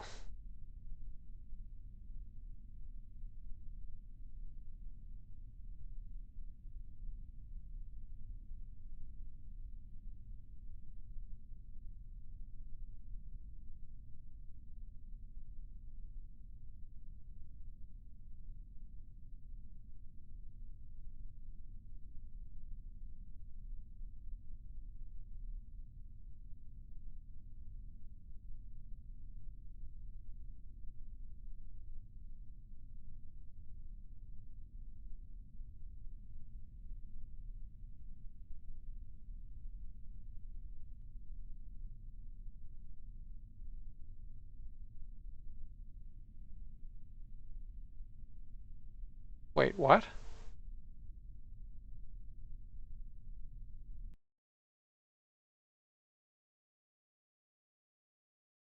Apparently that was correct. I thought that was wrong, and we were going to have that was going in the opposite direction. But apparently that was the right land. So let's try that again.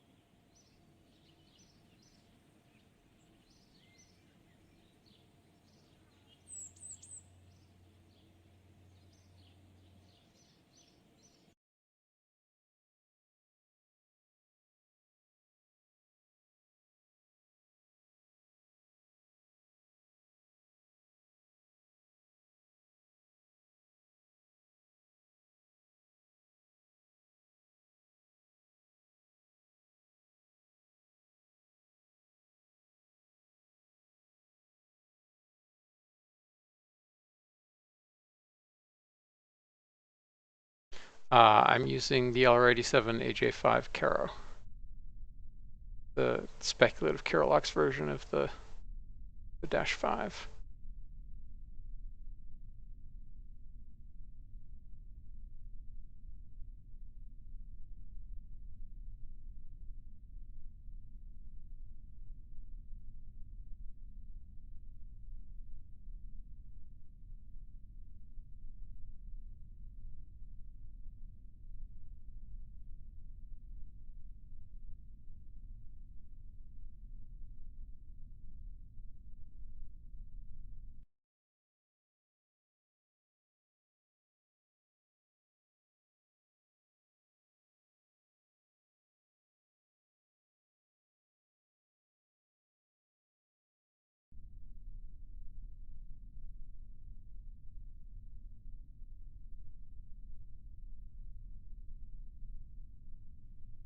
Basically, yes. Lower thrust, but higher specific impulse. Also, I'm burning the second stage rather longer, and it has a Vega third stage. Although on isogrid tanks, not balloon tanks.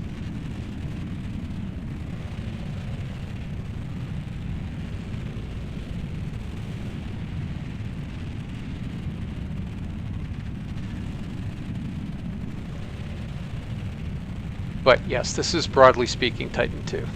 Also, it's only got an 8-foot tank here to save the tooling and make it slightly shapelier.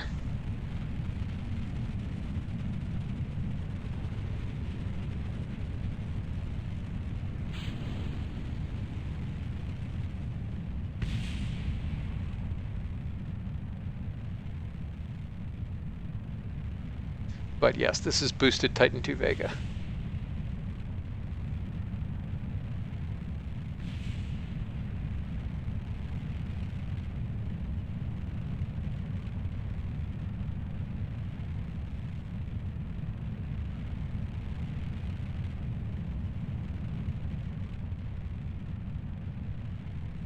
Which still has a lower TLI payload than Atlas Centaur, but not that much lower.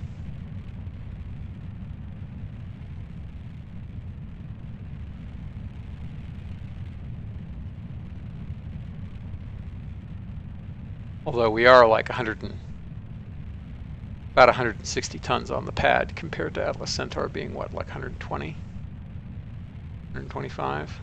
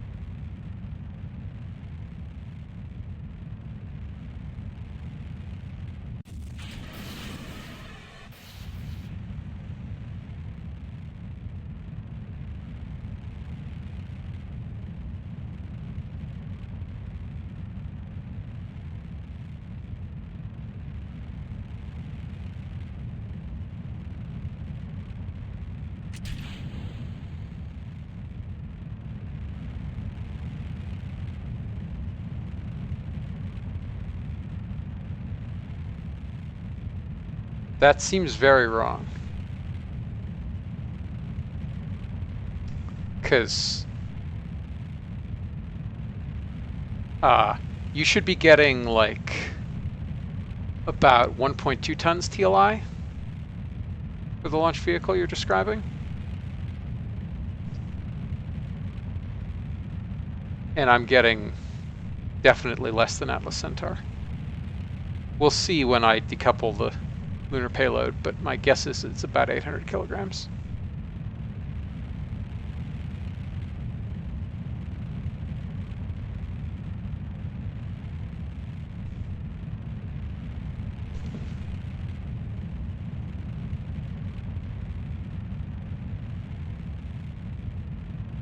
Oh, that's right, but you're not using a Centaur, you're using a single RL-10.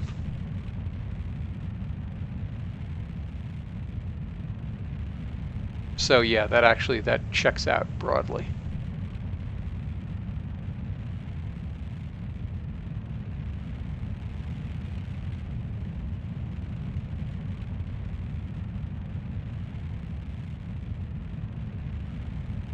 I think you still probably beat me on TLI payload, but not by that much.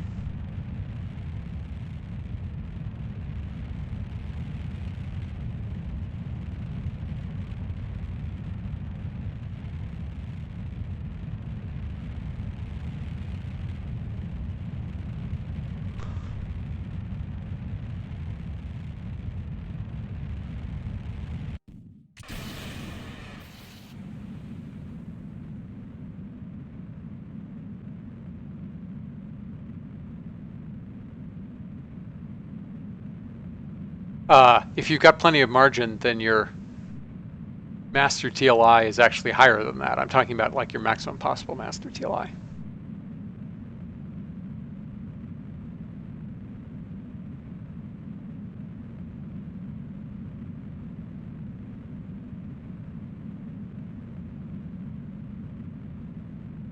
Makes sense. Makes sense if you have more than 1 ton for TLI.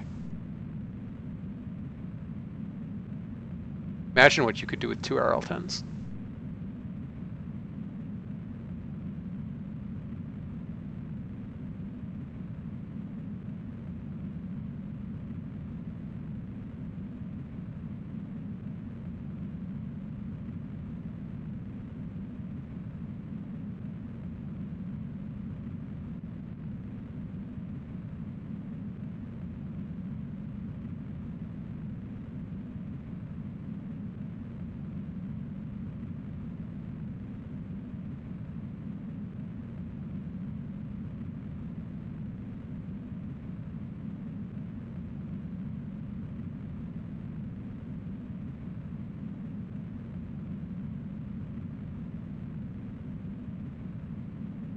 Yeah, I'm not quite at the limit either. Got a bunch spare. Given that I'm actually only going to use about 3143, give or take.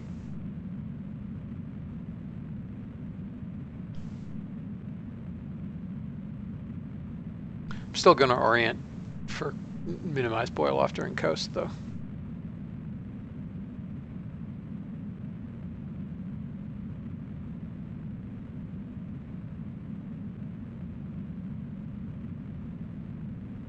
Oh, you know, I was an idiot. I did not check.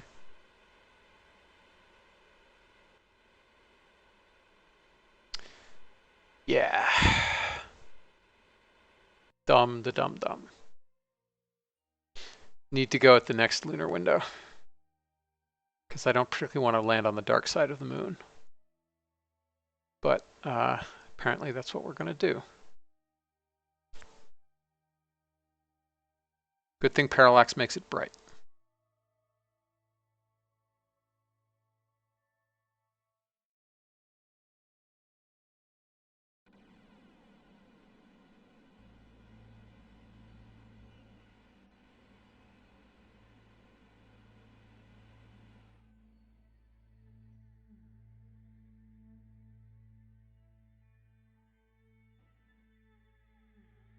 I mean, with Principia, if you're going when the moon is at the AN, you always go at the DN, which means it's always an 18-minute coast. Well, 16 and a half, whatever.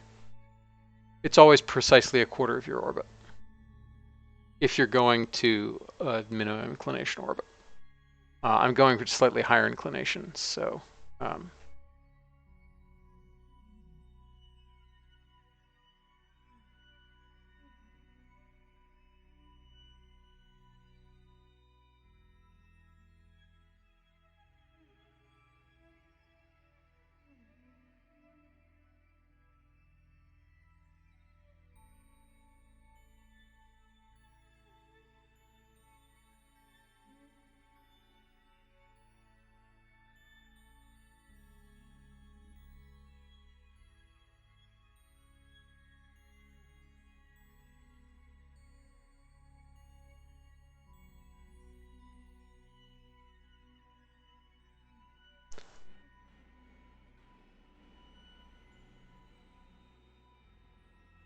oh,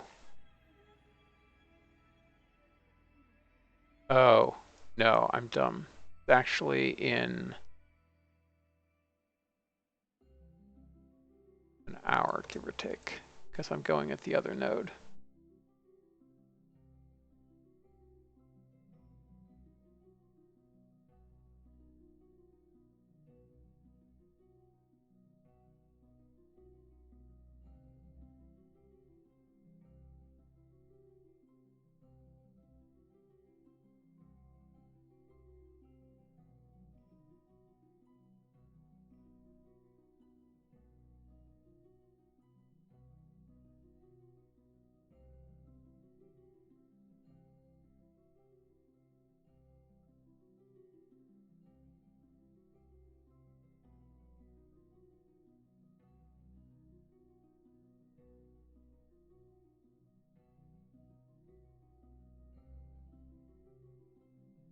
Did I time this wrong? What's going on?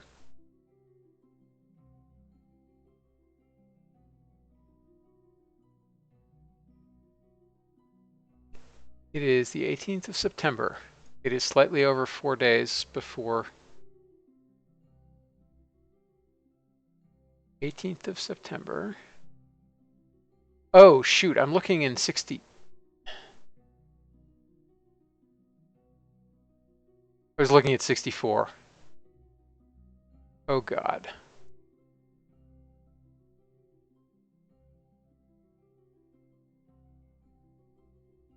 Yeah. Okay.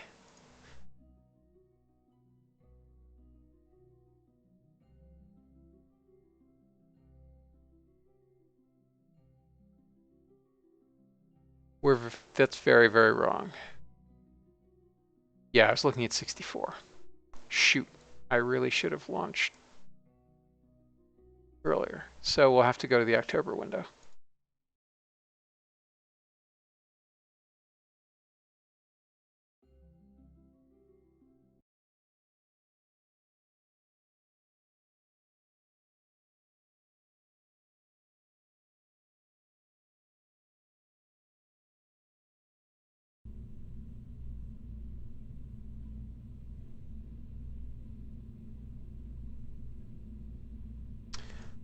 All right, that was dumb. Gonna have to do it another night. Just as well, because the lunar landing would have taken a while. So thanks everybody for watching. I'll catch you next time. Night.